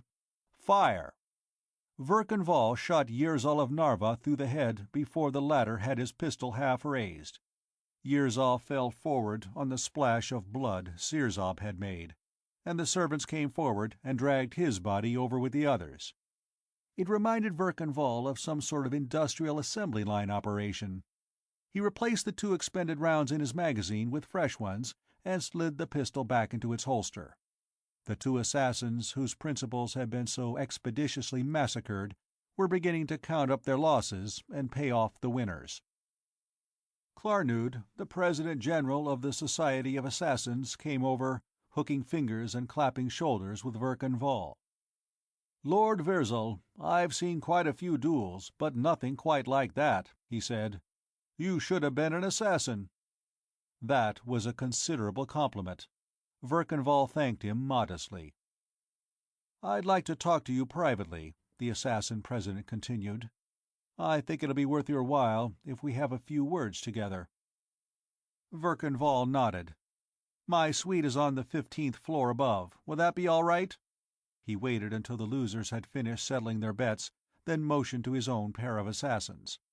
As they emerged into the Martian room again, the manager was waiting. He looked as though he were about to demand that Verkan Vall vacate his suite. However, when he saw the arm of the President General of the Society of Assassins draped amicably over his guest's shoulder, he came forward, bowing and smiling. "Larnorm, I want you to put 5 of your best assassins to guarding the approaches to the Lord Virzal's suite," Klarnood told him. "I'll send 5 more from Assassins' Hall to replace them at their ordinary duties. And I'll hold you responsible with your carnate existence for the Lord Virzal's safety in this hotel. Understand?" "Oh, yes, Honorable Assassin President. You may trust me. The Lord Virzal will be perfectly safe." In Verkan Vall's suite above, Klarnood sat down and got out his pipe, filling it with tobacco lightly mixed with zerfa. To his surprise, he saw his host light a plain tobacco cigarette. "Don't you use zerfa?" he asked. "Very little," Verkan Vall replied. "I grow it. If you'd see the bums who hang around our drying sheds on Venus, cadging rejected leaves and smoking themselves into a stupor, you'd be frugal in using it too." Klarnood nodded.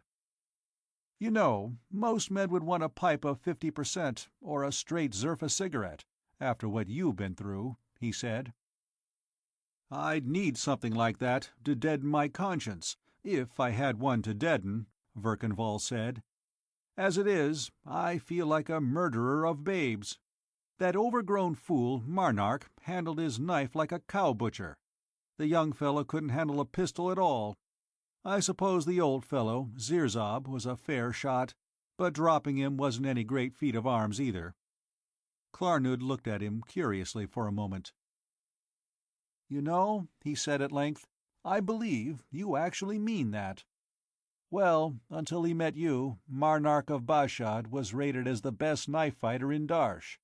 Zirzab had 10 dueling victories to his credit, and young Yirzal 4. He puffed slowly on his pipe. "I like you, Lord Virzal. A great assassin was lost when you decided to reincarnate as a Venusian landowner. I'd hate to see you discarnated without proper warning. I take it you're ignorant of the intricacies of Terran politics." "To a large extent, yes." "Well, do you know who those 3 men were?" When Verkan Vall shook his head, Klarnood continued. "Marnark was the son and right-hand associate of old Mirzark of Bashad, the statisticalist party leader. Sirzab of Abo was their propaganda director, and Yirzal of Narva was their leading socio-economic theorist and their candidate for executive chairman.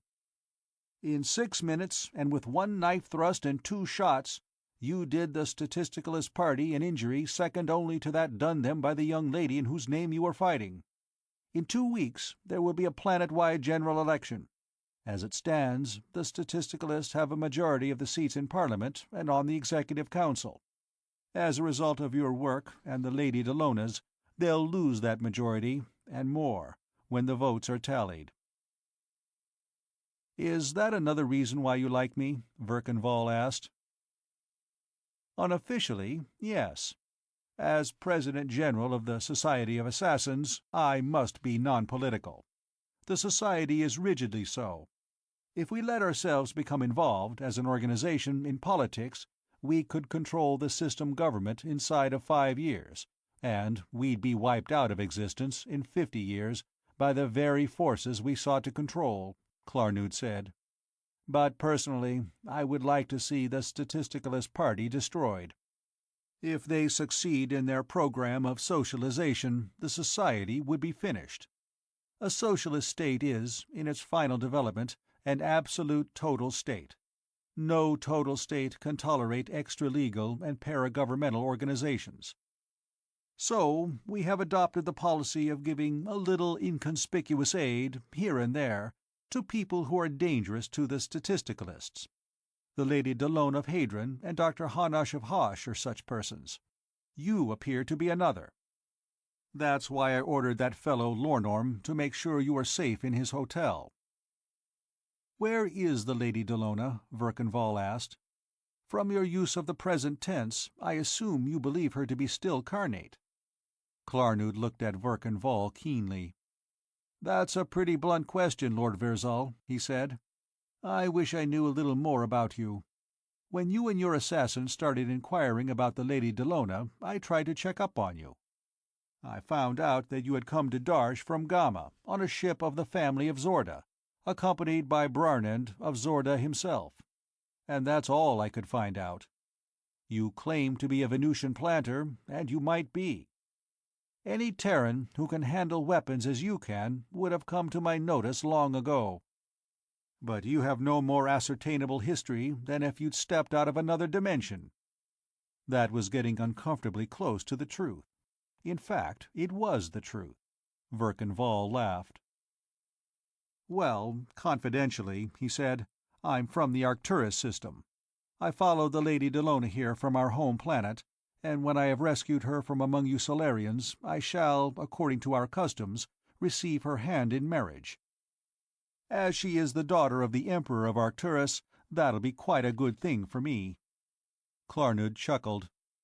"You know, you'd only have to tell me that about 3 or 4 times, and I'd start believing it," he said. "And Dr. Harnosh of Hosh would believe it the first time. He's been talking to himself ever since the Lady Dellona started her experimental work here. Lord Virzal, I'm going to take a chance on you. The Lady Dellona is still carnate, or was 4 days ago, and the same for Dirzed. They both went into hiding after the discarnation feast of Garnon of Roxor, to escape the enmity of the statisticalists. 2 days after they disappeared, Dirzed called Assassin's Hall and reported this, but told us nothing more. I suppose, in about 3 or 4 days, I could re-establish contact with him. We want the public to think that the statisticalists made away with the Lady Dellona, at least until the election's over." Verkan Vall nodded. "I was pretty sure that was the situation," he said. "It may well be that they will get in touch with me. If they don't, I'll need your help in reaching them." "Why do you think the Lady Dellona will try to reach you?" "She needs all the help she can get. She knows she can get plenty from me. Why do you think I interrupted my search for her and risked my carnate existence, to fight those people over a matter of verbalisms and political propaganda?" Verkan Vall went to the newscast visiplate and snapped it on. "We'll see if I'm getting results yet." The plate lighted, and a handsome young man in a gold-laced green suit was speaking out of it. "Where he is heavily guarded by assassins. However, in an exclusive interview with representatives of this service, the assassin Hirzif, one of the 2 who seconded the men the Lord Virzal fought, said that in his opinion all of the 3 were so outclassed as to have had no chance whatever, and that he had already refused an offer of 10,000 system monetary units to discarnate the Lord Virzal for the Statisticalist Party. When I want to discarnate, Hirzif the assassin said, I'll invite in my friends and do it properly. Until I do, I wouldn't go up against the Lord Virzal of Verkan for 10 million SMU. Verkan Vall snapped off the visiplate. "See what I mean?" he asked. "I fought those politicians just for the advertising. If Dellona and Dirzed are anywhere near a visiplate, they'll know how to reach me." "Hirzif shouldn't have talked about refusing that retainer," Klarnood frowned. "That isn't good assassin ethics. Why, yes, Lord Virzal, that was cleverly planned. It ought to get results. But I wish you'd get the Lady Dellona out of Darsh, and preferably off Terra, as soon as you can. We've benefited by this so far, but I shouldn't like to see things go much further. A real civil war could develop out of this situation, and I don't want that. Call on me for help. I'll give you a code word to use at Assassin's Hall." A real civil war was developing even as Klarnood spoke. By mid-morning of the next day, the fighting that had been partially suppressed by the constabulary had broken out anew. The assassins employed by the Solar Hotel, heavily reinforced during the night, had fought a pitched battle with statisticalist partisans on the landing stage above Verkan Vall's suite, and now several constabulary airboats were patrolling around the building. The rule on constabulary interference seemed to be that, while individuals had an unquestionable right to shoot out their differences among themselves, any fighting likely to endanger non-participants was taboo. Just how successful in enforcing this rule the constabulary were was open to some doubt. Ever since arising, Verkan had heard the crash of small arms and the hammering of automatic weapons in other parts of the towering city unit. There hadn't been a civil war on the Akor-Neb sector for over 5 centuries, he knew, but then Hadron Dalla, Doctor of Psychic Science and intertemporal trouble carrier extraordinary, had only been on this sector for a little under a year. If anything, he was surprised that the explosion had taken so long to occur. One of the servants furnished to him by the hotel management approached him in the drawing-room, holding a 4-inch square wafer of white plastic. "Lord Virzal, there's a masked assassin in the hallway who brought this under assassin's truce," he said. Verkan took the wafer and pared off 3 of the 4 edges, which showed black where they had been fused.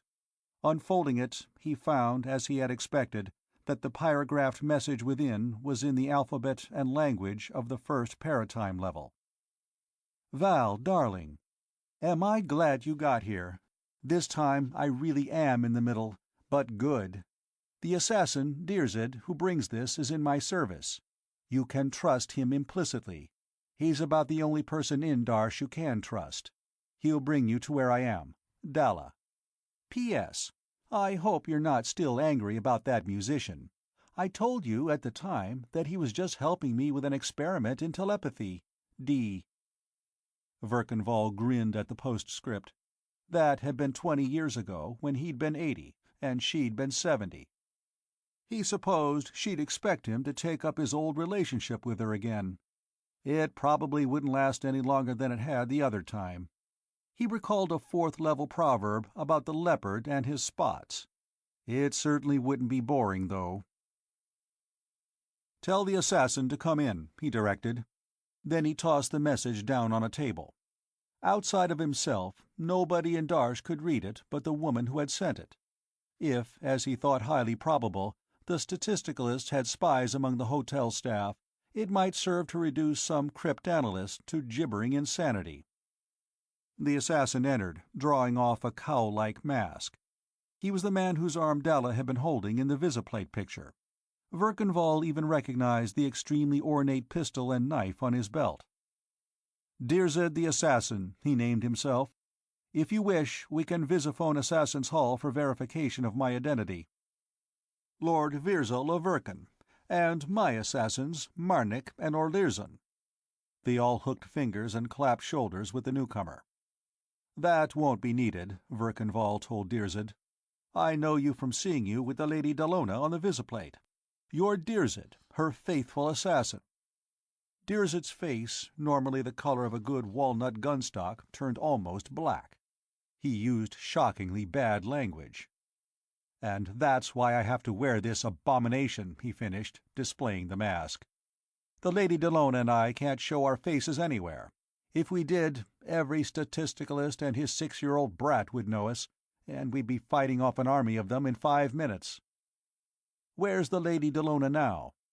"In hiding, Lord Virzal, at a private dwelling dome in the forest. She's most anxious to see you. I'm to take you to her, and I would strongly advise that you bring your assassins along.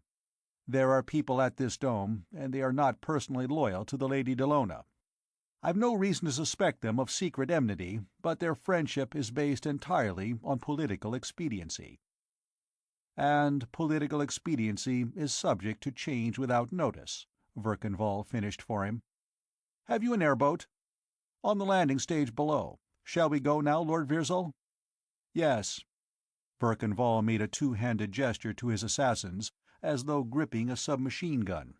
They nodded, went into another room, and returned carrying light automatic weapons in their hands and pouches of spare drums slung over their shoulders. "And may I suggest, Dirzed, that one of my assassins drives the airboat? I want you on the back seat with me, to explain the situation as we go." Dirzed's teeth flashed white against his brown skin as he gave Verkan a quick smile. "By all means, Lord Virzal. I would much rather be distrusted than to find that my client's friends were not discreet."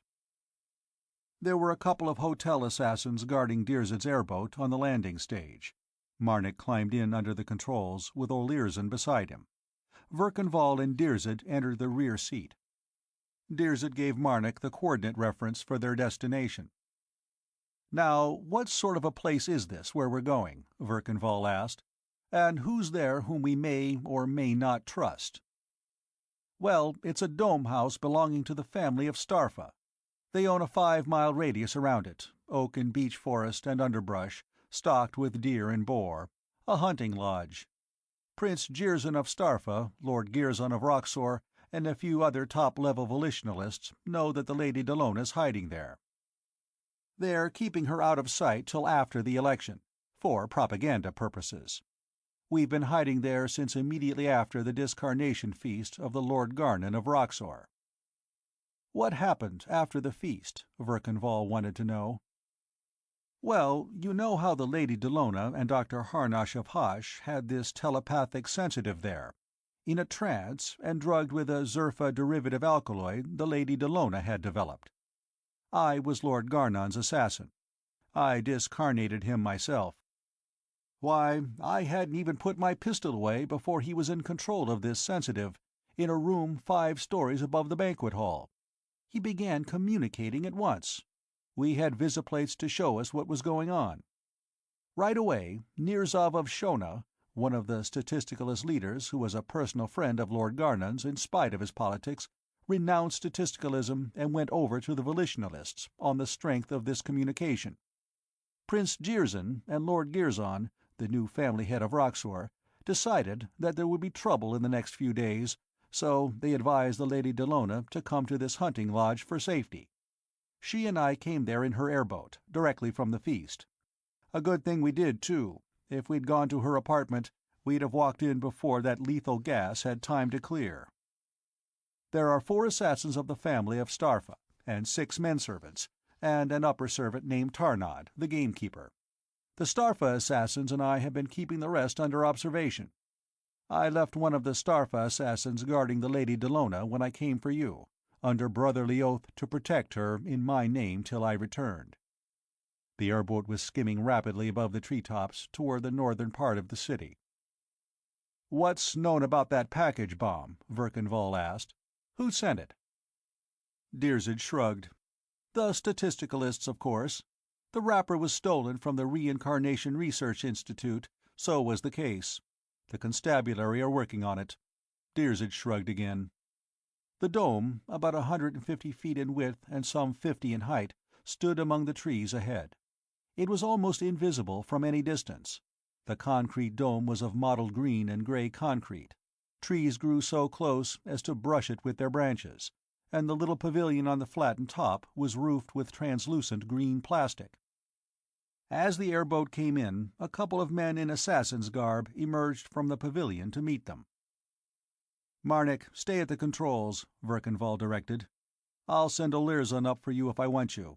If there's any trouble, take off for Assassin's Hall and give the code word.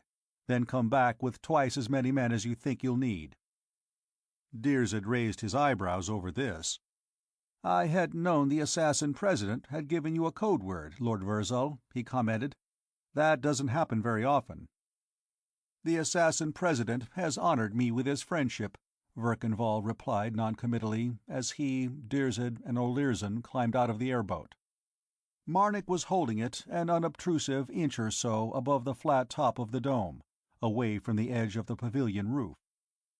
2 assassins greeted him, and a man in upper servant's garb and wearing a hunting knife and a long hunting pistol approached.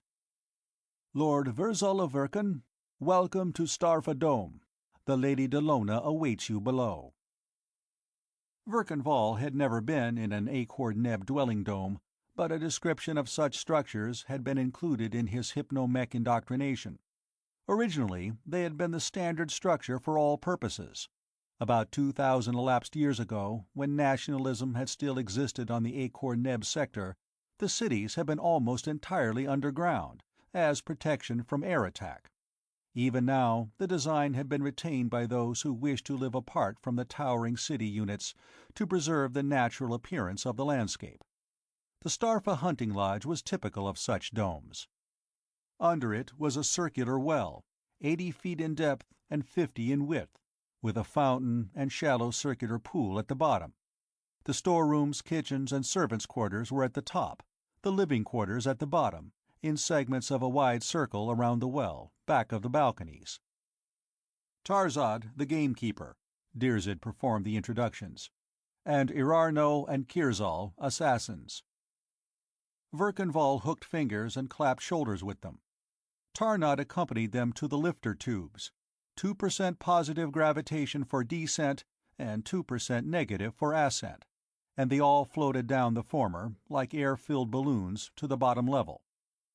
"The Lady Delona is in the gun-room," Tarnod informed Verkanval, making as though to guide him.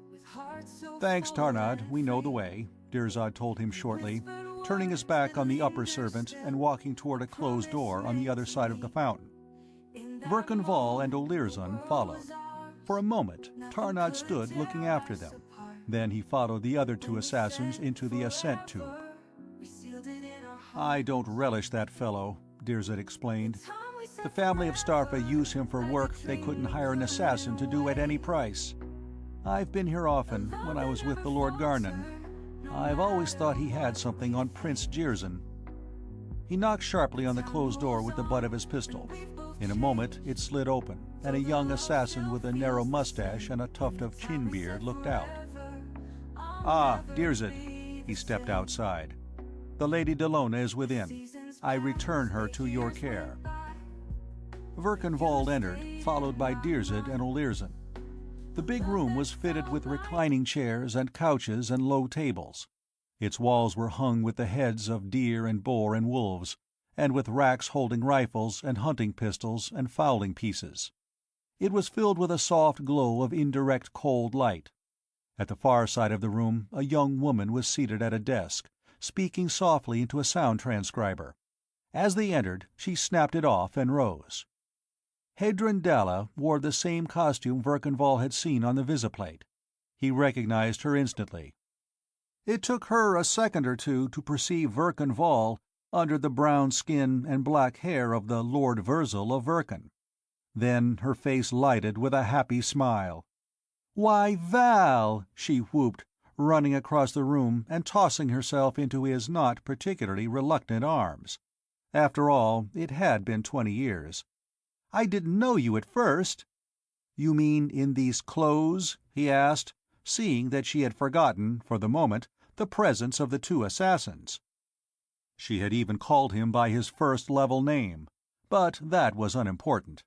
The Akor-Neb affectionate diminutive was formed by omitting the ears or arn. "Well, they're not exactly what I generally wear on the plantation." He kissed her again, then turned to his companions. "Your pardon, gentlemen assassins, it's been something over a year since we've seen each other." Olirzon was smiling at the affectionate reunion. Dirzed wore a look of amused resignation, as though he might have expected something like this to happen. Verkanval and Dalla sat down on a couch near the desk. "That was really sweet of you, Val, fighting those men for talking about me," she began. "You took an awful chance, though. But if you hadn't, I'd never have known you were in Darsh. Oh, that's why you did it, wasn't it?" "Well, I had to do something. Everybody either didn't know or weren't saying where you were. I assumed, from the circumstances, that you were hiding somewhere. Tell me, Dalla, do you really have scientific proof of reincarnation? I mean, as an established fact." "Oh, yes. These people on this sector have had that for over 10 centuries. They have hypnotic techniques for getting back into a part of the subconscious mind that we've never been able to reach. And after I found out how they did it, I was able to adapt some of our hypno-epistemological techniques to it, and—" "All right, that's what I wanted to know," he cut her off. "We're getting out of here, right away." "But where?" "Gamma, in an airboat I have outside, and then back to the first level. Unless there's a paratime transposition conveyor somewhere nearer." "But why, Val? I'm not ready to go back. I have a lot of work to do here yet. They're getting ready to set up a series of control experiments at the Institute, and then I'm in the middle of an experiment, a 200-subject memory recall experiment. See, I distributed 200 sets of equipment for my new technique, injection ampules of this Zerfa derivative drug, and sound records of the hypnotic suggestion formula, which can be played on an ordinary reproducer. It's just a crude variant of our hypno-mech process, except that instead of implanting information in the subconscious mind to be brought at will to the level of consciousness, it works the other way, and draws into conscious knowledge information already in the subconscious mind. The way these people have always done has been to put the subject in an hypnotic trance and then record verbal statements made in the trance state. When the subject comes out of the trance, the record is all there is, because the memories of past reincarnations have never been in the conscious mind. But with my process, the subject can consciously remember everything about his last reincarnation, and as many reincarnations before that as he wishes to.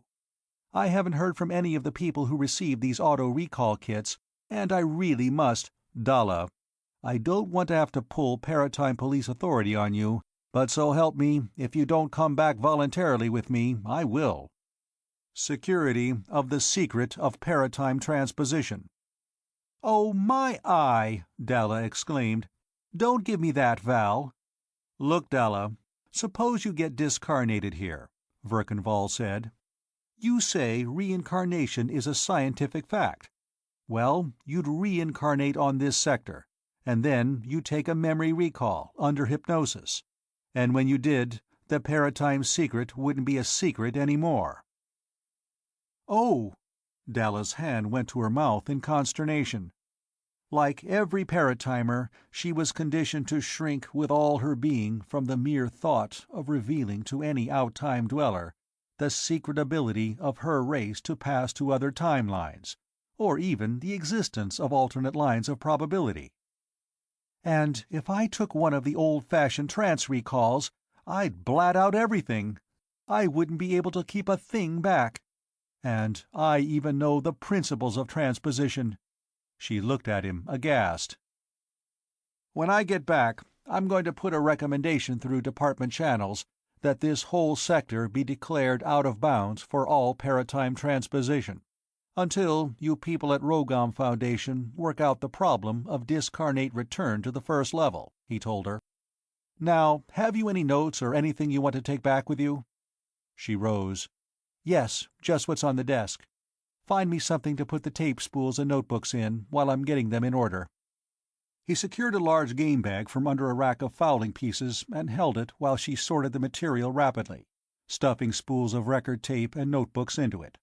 They had barely begun when the door slid open and Olirzon, who had gone outside, sprang into the room, his pistol drawn, swearing vilely. "They've double-crossed us!" he cried. "The servants of Starpha have turned on us!" He holstered his pistol and snatched up his submachine gun, taking cover behind the edge of the door and letting go with a burst in the direction of the lifter tubes.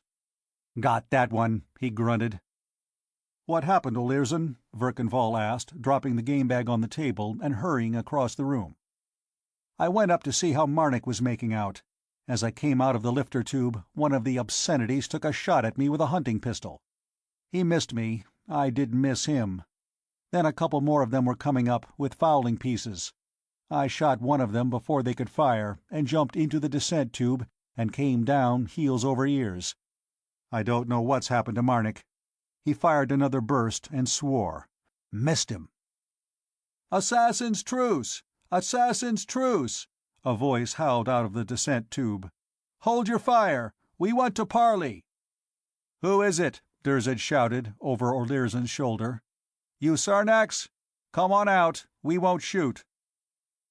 The young assassin with the mustache and chin-beard emerged from the descent tube, his weapon sheathed and his clasped hands extended in front of him in a peculiarly ecclesiastical-looking manner. Dirzed and Olirzon stepped out of the gunroom, followed by Verkanvall and Hadron Dalla. Olirzon had left his submachine gun behind. They met the other assassin by the rim of the fountain pool. "Lady Dallona of Hadron," the Starpha assassin began, "I and my colleagues, in the employ of the family of Starpha, have received orders from our clients to withdraw our protection from you and to discarnate you and all with you who undertake to protect or support you." That much sounded like a recitation of some established formula. Then his voice became more conversational. "I and my colleagues, Erarno and Kirzal and Harnif, offer our apologies for the barbarity of the servants of the family of Starpha in attacking without declaration of cessation of friendship. Was anybody hurt or discarnated?" "None of us," Olirzon said. "How about Marnik?" "He was warned before hostilities were begun against him," Sarnax replied. "We will allow 5 minutes until—" Olirzon, who had been looking up the well, suddenly sprang at Dalla, knocked her flat, and at the same time jerking out his pistol. Before he could raise it, a shot banged from above, and he fell on his face. Dirzed, Verkanvall, and Sarnax all drew their pistols, but whoever had fired the shot had vanished. There was an outburst of shouting above. "Get to cover," Sarnax told the others. "We'll let you know when we're ready to attack. We'll have to deal with whoever fired that shot first." He looked at the dead body on the floor, exclaimed angrily, and hurried to the ascent tube, springing upward. Verkanvall replaced the small pistol in his shoulder holster and took Olirzon's belt, with his knife and heavier pistol. "Well, there you see," Dirzed said, as they went back to the gunroom. "So much for political expediency." "I think I understand why your picture and the Lady Dellona's were exhibited so widely," Verkanvall said. "Now anybody would recognize your bodies and blame the statisticalists for discarnating you." "That thought had occurred to me, Lord Virzal," Dirzed said. "I suppose our bodies will be atrociously, but not unidentifiably mutilated, to further enrage the public," he added placidly. "If I get out of this carnate, I'm going to pay somebody off for it." After a few minutes, there was more shouting of "Assassin's Truce" from the descent tube. The two assassins, Erarno and Kirzal, emerged, dragging the gamekeeper, Tarnod, between them. The upper servant's face was bloody, and his jaw seemed to be broken. Sarnax followed, carrying a long hunting pistol in his hand. "Here he is," he announced. "He fired during Assassin's Truce. He's subject to Assassin's Justice." He nodded to the others. They threw the gamekeeper forward on the floor, and Sarnax shot him through the head, then tossed the pistol down beside him. "Any more of these people who violate the decencies will be treated similarly," he promised. "Thank you, Sarnax," Dirzed spoke up. "But we lost an assassin. Discarnating this lackey won't equalize that. We think you should retire one of your number." "That, at least, Dirzed. Wait a moment." The three assassins conferred at some length. Then Sarnax hooked fingers and clapped shoulders with his companions. "See you in the next reincarnation, brothers," he told them, walking toward the gunroom door, where Verkanvall, Dalla, and Dirzed stood. "I'm joining you people. You had 2 assassins when the parley began, you'll have 2 when the shooting starts." Verkanvall looked at Dirzed in some surprise. Hadron Dalla's assassin nodded. "He's entitled to do that, Lord Virzal. The Assassin's Code provides for such changes of allegiance." "Welcome, Sarnax," Verkanvall said, hooking fingers with him. "I hope we'll all be together when this is over." "We will be," Sarnax assured him cheerfully. "Discarnate. We won't get out of this in the body, Lord Virzal." A submachine gun hammered from above, the bullets lashing the fountain pool. The water actually steamed, so great was their velocity. "All right," a voice called down. "Assassin's Truce is over." Another burst of automatic fire smashed out the lights at the bottom of the ascent tube. Dirzed and Dalla struggled across the room, pushing a heavy steel cabinet between them. Verkanvall, who was holding Olirzon's submachine gun, moved aside to allow them to drop it on edge in the open doorway, then wedged the door half shut against it. Sarnax came over, bringing rifles, hunting pistols, and ammunition. "What's the situation up there?" Verkanvall asked him. "What force have they, and why did they turn against us?" "Lord Virzal," Dirzed objected, scandalized. "You have no right to ask Sarnax to betray confidences." Sarnax spat against the door. "In the face of Jirzyn of Starpha," he said, "and in the face of his Zortan mother, and of his father, whoever he was. Dirzed, do not talk foolishly. One does not speak of betraying betrayers." He turned to Verkan. "They have 3 men-servants of the family of Starpha. Your assassin, Olirzon, discarnated the other 3. There is one of Prince Jirzyn's poor relations, named Girzad. There are 3 other men, volitionalist precinct workers, who came with Girzad, and 4 assassins, the 3 who were here, and 1 who came with Girzad. 11 against the 3 of us." "The 4 of us, Sarnax," Dalla corrected. She had buckled on a hunting pistol and had a light deer rifle under her arm. Something moved at the bottom of the descent tube. Verkan gave it a short burst, though it was probably only a dummy, dropped to draw fire. "The 4 of us, Lady Dallona," Sarnax agreed. "As to your other assassin, the one who stayed in the airboat, I don't know how he fared. You see, about 20 minutes ago, this Girzad arrived in an airboat, with an assassin and these 3 volitionalist workers. Erarno and I were at the top of the dome when he came in.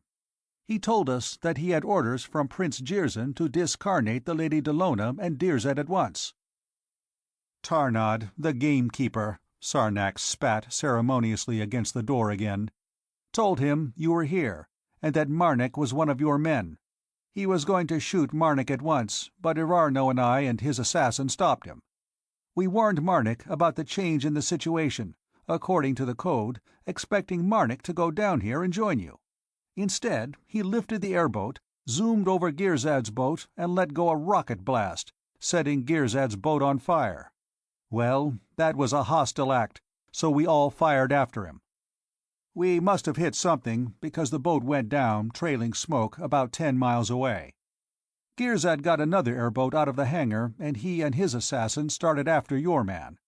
About that time, your assassin, Olirzon, happy reincarnation to him, came up, and the Starpha servants fired at him, and he fired back and discarnated 2 of them, and then jumped down the descent tube.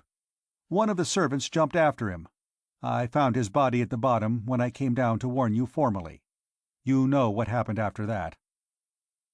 "But why did Prince Jirzyn order our discarnation?" Dalla wanted to know. "Was it to blame the statisticalists with it?" Sarnax, about to answer, broke off suddenly and began firing at the opening of the ascent tube with a hunting pistol. "I got him," he said in a pleased tone. "That was Erarno. He was always playing tricks with the tubes, climbing down against negative gravity and up against positive gravity. His body will float up to the top. Why, Lady Dallona, that was only part of it. You didn't hear about the big scandal on the newscast then?" "We didn't have it on. What scandal?" Sarnax laughed. "Oh, the very father and family head of all scandals. You ought to know about it, because you started it. That's why Prince Jirzyn wants you out of the body. You devised a process by which people could give themselves memory recalls of previous reincarnations, didn't you? And distributed apparatus to do it with? And gave one set to young Tarnov, the son of Lord Tirzov of Fastor?" Dalla nodded. Sarnax continued. "Well, last evening, Tarnox of Fastor used his recall outfit, and what do you think? It seems that 30 years ago, in his last reincarnation, he was Jirzid of Starpha, Jirzyn's older brother. Jirzid was betrothed to the Lady Anitra of Zabna. Well, his younger brother was carrying on a clandestine affair with the Lady Anitra, and he also wanted the title of Prince and family head of Starpha. So he bribed this fellow Tarnod, whom I had the pleasure of discarnating, and who was an underservant here at the hunting lodge. Between them, they shot Jirzid during a boar hunt. An accident, of course. So Jirzyn married the Lady Anitra, and when old Prince Jarnid, his father, discarnated a year later, he succeeded to the title. And immediately Tarnod was made head gamekeeper here. What did I tell you, Lord Virzal? I knew that son of a Zortan had something on Jirzyn of Starpha, Dirzed exclaimed. A nice family, this of Starpha. Well, that's not the end of it, Sarnax continued. This morning, Tarnov of Fastor, late Jirzid of Starpha, went before the High Court of Estates and entered suit to change his name to Jirzid of Starpha, and laid claim to the title of Starpha family head. The case has just been entered, so there's been no hearing, but there's the blazes of an argument among all the nobles about it.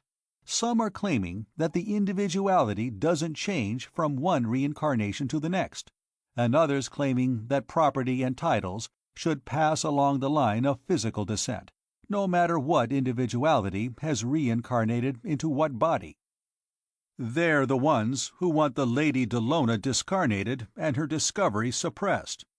And there's talk about revising the entire system of estate ownership and estate inheritance. Oh, it's an utter obscenity of a business. This, Verkanvall told Dalla, is something we will not emphasize when we get home. That was as close as he dared come to it, but she caught his meaning. The working of major changes in out-time social structures was not viewed with approval by the Paratime Commission on the first level.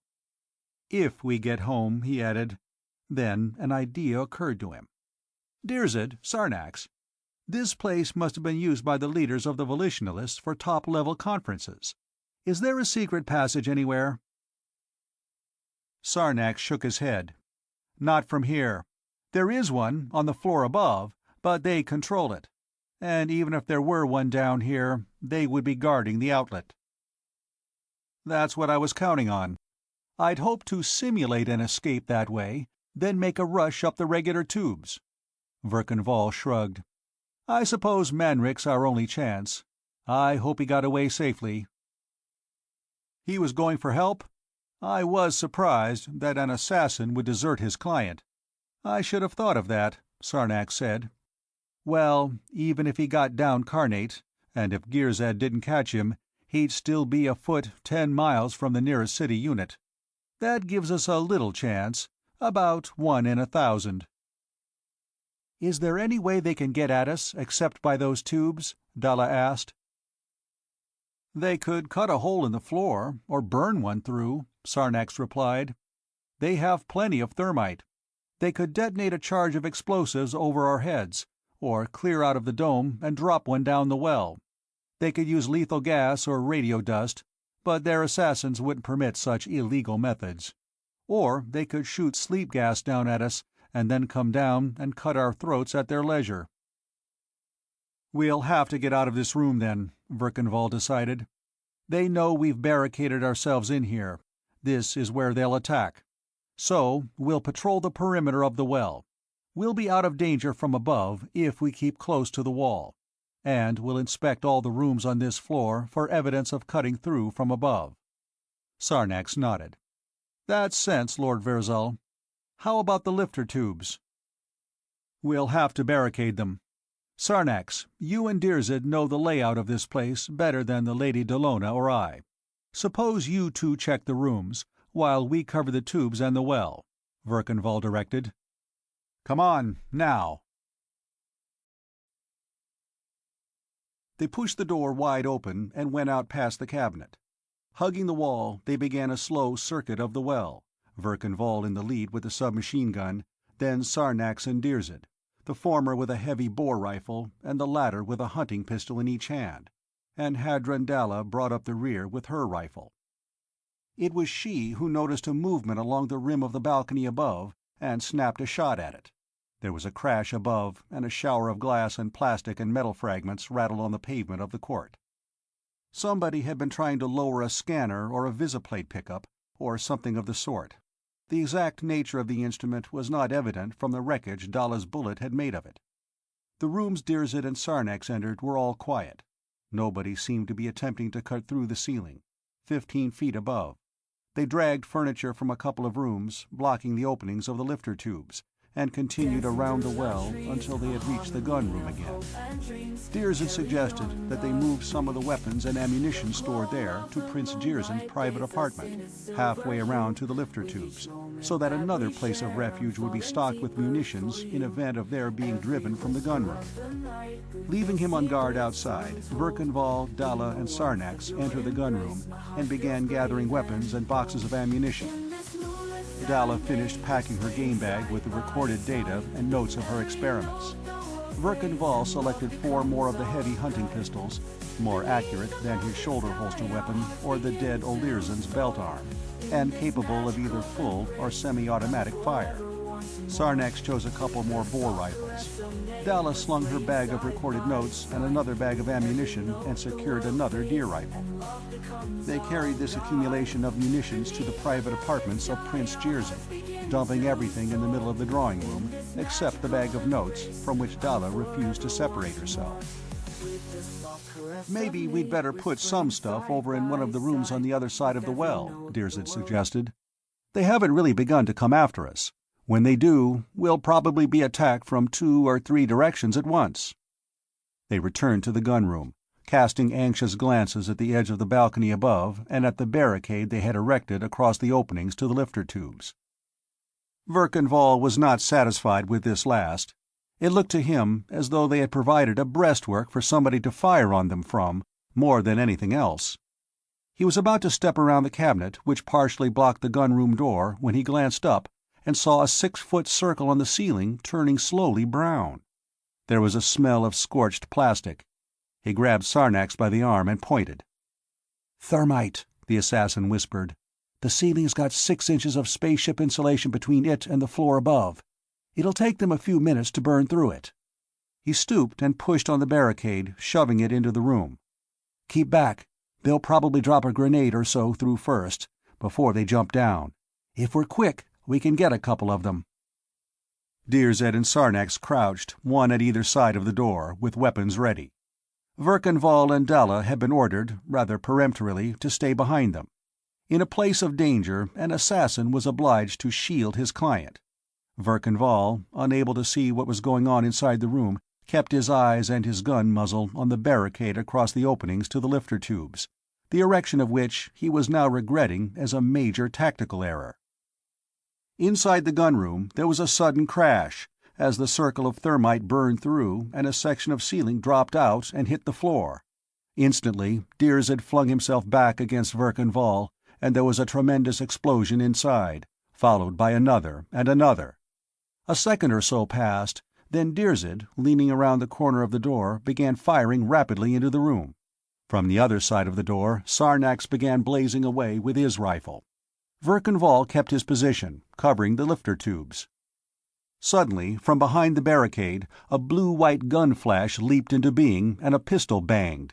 He sprayed the opening between a couch and a section of bookcase from whence it had come, releasing his trigger as the gun rose with the recoil, squeezing and releasing and squeezing again.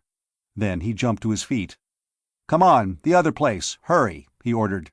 Sarnax swore in exasperation. "Help me with her, Dirzed," he implored. Verkanval turned his head to see the 2 assassins drag Dalla to her feet and hustle her away from the gunroom. She was quite senseless, and they had to drag her between them. Verkanval gave a quick glance into the gunroom.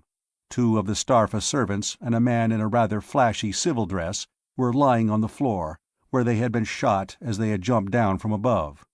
He saw a movement at the edge of the irregular, smoking hole in the ceiling and gave it a short burst, then fired another at the exit from the descent tube. Then he took to his heels and followed the assassins and Hadron Dalla into Prince Jerzyn's apartment. As he ran through the open door, the assassins were letting Dalla down into a chair. They instantly threw themselves into the work of barricading the doorway so as to provide cover and at the same time allow them to fire out into the central well. For an instant, as he bent over her, he thought Dalla had been killed, an assumption justified by his knowledge of the deadliness of Akor-Neb bullets.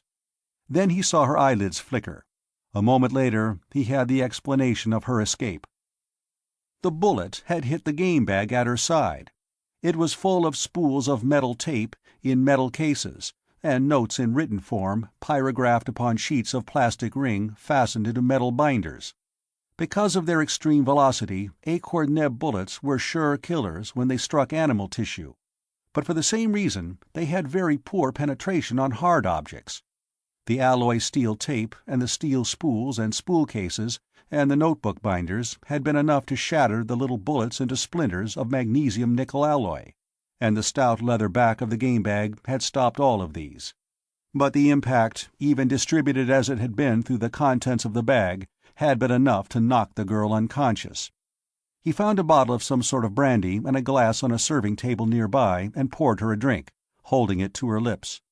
She spluttered over the first mouthful, then took the glass from him and sipped the rest. "What happened?" she asked. "I thought those bullets were sure death." "Your notes. The bullet hit the bag. Are you all right now?" She finished the brandy. "I think so." She put a hand into the game bag and brought out a snarled and tangled mess of steel tape. "Oh, blast! That stuff was important. All the records on the preliminary auto-recall experiments." She shrugged. "Well, it wouldn't have been worth much if I'd stopped that bullet myself." She slipped the strap over her shoulder and started to rise.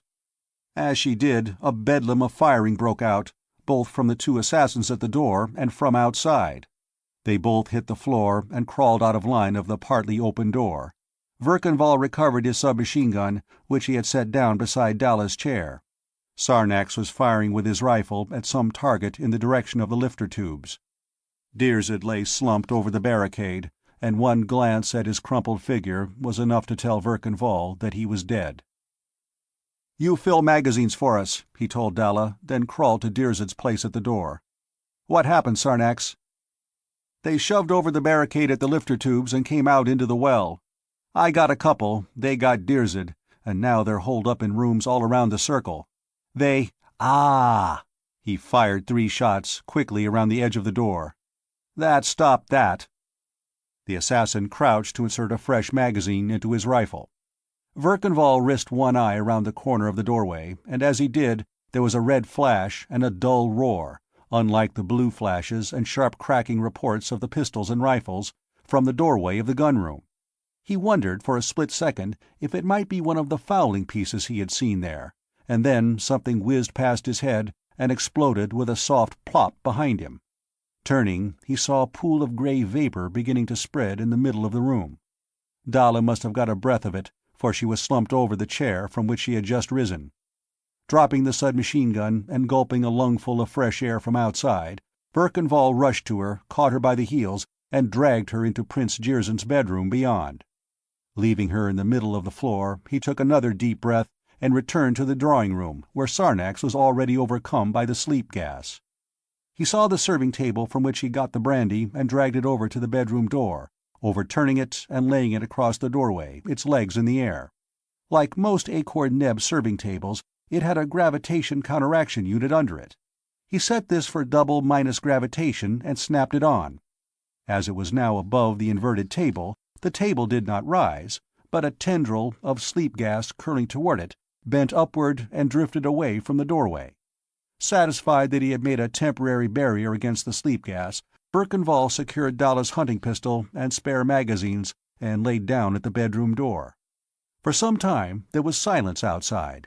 The besiegers evidently decided that the sleep gas attack had been a success. An assassin, wearing a gas mask and carrying a submachine gun, appeared in the doorway, and behind him came a tall man in a tan tunic, similarly masked.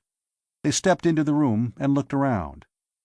Knowing that he would be shooting over a 200% negative gravitation field, Verkanvall aimed for the assassin's belt buckle and squeezed. The bullet caught him in the throat. Evidently, the bullet had not only been lifted in the negative gravitation, but lifted point first and deflected upward. He held his front sight just above the other man's knee and hit him in the chest. As he fired, he saw a wisp of gas come sliding around the edge of the inverted table. There was silence outside, and for an instant he was tempted to abandon his post and go to the bathroom, back of the bedroom, for wet towels to improvise a mask. Then, when he tried to crawl backward, he could not. There was an impression of distant shouting which turned into a roaring sound in his head. He tried to lift his pistol, but it slipped from his fingers. When consciousness returned, he was lying on his back, and something cold and rubbery was pressing into his face. He raised his arms to fight off whatever it was, and opened his eyes, to find that he was staring directly at the red oval and winged bullet of the Society of Assassins. A hand caught his wrist as he reached for the small pistol under his arm. The pressure on his face eased. "It's all right, Lord Virzal," a voice came to him. "Assassin's truce." He nodded stupidly and repeated the words. "Assassin's truce. I won't shoot. What happened?" Then he sat up and looked around. Prince Jirzyn's bedchamber was full of assassins. Dalla, recovering from her touch of sleep gas, was sitting groggily in a chair, while 5 or 6 of them fussed around her, getting in each other's way, handing her drinks, chafing her wrists, holding damp cloths on her brow. That was standard procedure when any group of males thought Dalla needed any help. Another assassin, beside the bed, was putting away an oxygen mask outfit, and the assassin who had prevented Verkan from drawing his pistol was his own follower, Marnik. And Klarnood, the assassin-president, was sitting on the foot of the bed, smoking one of Prince Jirzyn's monogrammed and crested cigarettes critically. Verkan looked at Marnik, and then at Klarnood, and back to Marnik. "You got through," he said. "Good work, Marnik. I thought they downed you." "They did. I had to crash land in the woods. I went about a mile on foot, and then I found a man and a woman and 2 children, hiding in one of these little log rain shelters. They had an airboat, a good one. It seemed that rioting had broken out in the city unit where they lived, and they'd taken to the woods till things quieted down again. I offered them Assassin's protection if they'd take me to Assassin's Hall, and they did." "By luck, I was in when Marnik arrived," Klarnood took over. "We brought 3 boatloads of men, and came here at once. Just as we got here, 2 boatloads of Starpha dependents arrived. They tried to give us an argument, and we discarnated the lot of them. Then we came down here, crying Assassin's Truce. One of the Starpha assassins, Kirzal, was still carnate. He told us what had been going on." The President-General's face became grim. "You know, I take a rather poor view of Prince Jirzyn's procedure in this matter, not to mention that of his underlings. I'll have to speak to him about this. Now, how about you and the Lady Dallona? What do you intend doing?" "We're getting out of here," Verkan said. "I'd like air transport and protection as far as Gamma, to the establishment of the family of Zorda. Brarnend of Zorda has a private space yacht. He'll get us to Venus." Klarnood gave a sigh of obvious relief. "I'll have you and the Lady Dallona airborne and off for Gamma as soon as you wish," he promised. "I will, frankly, be delighted to see the last of both of you. The Lady Dallona has started a fire here at Darsh that won't burn out in a half-century, and who knows what it may consume." He was interrupted by a heaving shock that made the underground dome dwelling shake like a light airboat in turbulence. Even 80 feet under the ground, they could hear a continued crashing roar. It was an appreciable interval before the sound and the shock ceased. For an instant there was silence, and then an excited bedlam of shouting broke from the assassins in the room. Klarnood's face was frozen in horror. "That was a fission bomb!" he exclaimed. "The first one that has been exploded on this planet in hostility in 1,000 years." He turned to Verkan. "If you feel well enough to walk, Lord Virzal, come with us. I must see what's happened." They hurried from the room and went streaming up the ascent tube to the top of the dome. About 40 miles away, to the south, Verkan saw the sinister thing that he had seen on so many other timelines, and in so many other paratime sectors, a great pillar of vari-colored fire-shot smoke, rising to a mushroom head 50,000 feet above. "Well, that's it," Klarnood said sadly. "That is civil war." "May I make a suggestion, Assassin President?" Verkan asked. "I understand that Assassin's Truce is binding even upon non-assassins. Is that correct?" "Well, not exactly. It's generally kept by such non-assassins as want to remain in their present reincarnations, though." "That's what I meant. Well, suppose you declare a general, planet-wide Assassin's Truce in this political war, and make the leaders of both parties responsible for keeping it. Publish lists of the top 2,000 or 3,000 statisticalists and volitionalists, starting with Mirzak of Bashad and Prince Jirzyn of Starpha, and inform them that they will be assassinated in order if the fighting doesn't cease." "Well," a smile grew on Klarnood's face. "Lord Virzal, my thanks. A good suggestion.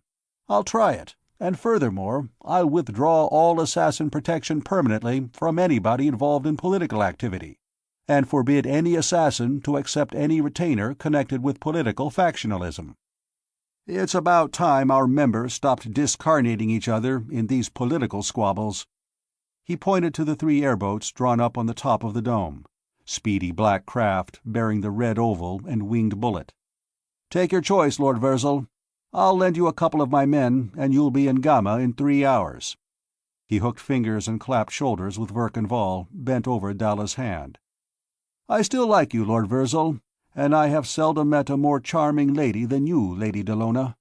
But I sincerely hope I never see either of you again." The ship for Jurgabar was driving north and west. At 70,000 feet it was still daylight, but the world below was wrapping itself in darkness. In the big visiscreens, which served in lieu of the windows which could never have withstood the pressure and friction heat of the ship's speed, the sun was sliding out of sight over the horizon to port. Verkan and Dalla sat together, watching the blazing western sky, the sky of their own first-level timeline. "I blame myself terribly, Val," Dalla was saying. "And I didn't mean any of them the least harm. All I was interested in was learning the facts. I know that sounds like I didn't know it was loaded, but—" "It sounds to me like those fourth-level Europo-American sector physicists who are giving themselves guilt complexes because they designed an atomic bomb," Verkan replied. "All you were interested in was learning the facts. Well, as a scientist, that's all you're supposed to be interested in. You don't have to worry about any social or political implications. People have to learn to live with newly discovered facts. If they don't, they die of them." "But Vol, that sounds dreadfully irresponsible." "Does it? You're worrying about the results of your reincarnation memory recall discoveries, the shootings and riotings and the bombings we saw." He touched the pommel of Olirzon's knife, which he still wore. "You're no more guilty of that than the man who forged this blade is guilty of the death of Marnak of Barshad. If he'd never lived, I'd have killed Marnak with some other knife somebody else made. And what's more, you can't know the results of your discoveries. All you can see is a thin film of events on the surface of an immediate situation, so you can't say whether the long-term results will be beneficial or calamitous. Take this fourth-level Europo-American atomic bomb, for example. I choose that because we both know that sector, but I could think of 100 other examples in other paratime areas. Those people, because of deforestation, bad agricultural methods, and general mismanagement, are eroding away their arable soil at an alarming rate. At the same time, they're breeding like rabbits. In other words, each successive generation has less and less food to divide among more and more people, and, for inherited traditional and superstitious reasons, they refuse to adopt any rational program of birth control and population limitation. But fortunately, they now have the atomic bomb, and they are developing radioactive poisons, weapons of mass effect. And their racial, nationalistic, and ideological conflicts are rapidly reaching the explosion point. A series of all-out atomic wars is just what that sector needs to bring their population down to their world's carrying capacity. In a century or so, the inventors of the atomic bomb will be hailed as the saviors of their species. "But how about my work on the Akor-Neb sector?" Dalla asked. "It seems that my memory recall technique is more explosive than any fission bomb. I've laid the train for a century-long reign of anarchy." "I doubt that. I think Klarnood will take hold, now that he has committed himself to it. You know, in spite of his sanguinary profession, he's the nearest thing to a real man of goodwill I've found on that sector. And here's something else you haven't considered. Our own first-level life expectancy is from 400 to 500 years. That's the main reason why we've accomplished as much as we have. We have, individually, time to accomplish things. On the Akor-Neb sector, a scientist or artist or scholar or statesman will grow senile and die before he's as old as either of us. But now, a young student of 20 or so can take one of your auto-recall treatments and immediately have available all the knowledge and experience gained in 4 or 5 previous lives. He can start where he left off in his last reincarnation. In other words, you've made those people time-benders, individually as well as racially. Isn't that worth the temporary discarnation of a lot of ward healers and plug uglies, or even a few decent types like Dirzed and Olirzon? If it isn't, I don't know what scales of values you're using." "Val," Dalla's eyes glowed with enthusiasm, "I never thought of that. And you said temporary discarnation. That's just what it is. Dirzed and Olirzon and the others aren't dead. They're just waiting, discarnate, between physical lives. You know, in the sacred writings of one of the fourth-level peoples it is stated, 'Death is the last enemy.' By proving that death is just a cyclic condition of continued individual existence, these people have conquered their last enemy." "Last enemy but one," Verkanvall corrected. "They still have one enemy to go, an enemy within themselves. Call it semantic confusion, or illogic, or incomprehension, or just plain stupidity. Like Klarnood, stymied by verbal objections to something labeled political intervention. He'd never have consented to use the power of his society if he hadn't been shocked out of his inhibitions by that nuclear bomb. Or the statisticalists, trying to create a classless order of society through a political program which would only result in universal servitude to an omnipotent government. Or the volitionalist nobles, trying to preserve their hereditary feudal privileges, and now they can't even agree on a definition of the term hereditary. Might they not recover all the silly prejudices of their past lives, along with the knowledge and wisdom? "But I thought you said—" Dalla was puzzled, a little hurt.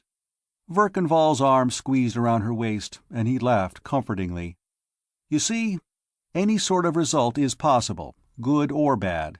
So don't blame yourself in advance for something you can't possibly estimate." An idea occurred to him, and he straightened in the seat. "Tell you what, if you people at Rogom Foundation can get the problem of discarnate paratime transposition licked by then, let's you and I go back to the Akor-Neb sector in about 100 years and see what sort of a mess those people have made of things." 100 years. That would be year 22 of the next millennium. It's a date, Val. We'll do it. They bent to light their cigarettes together at his lighter.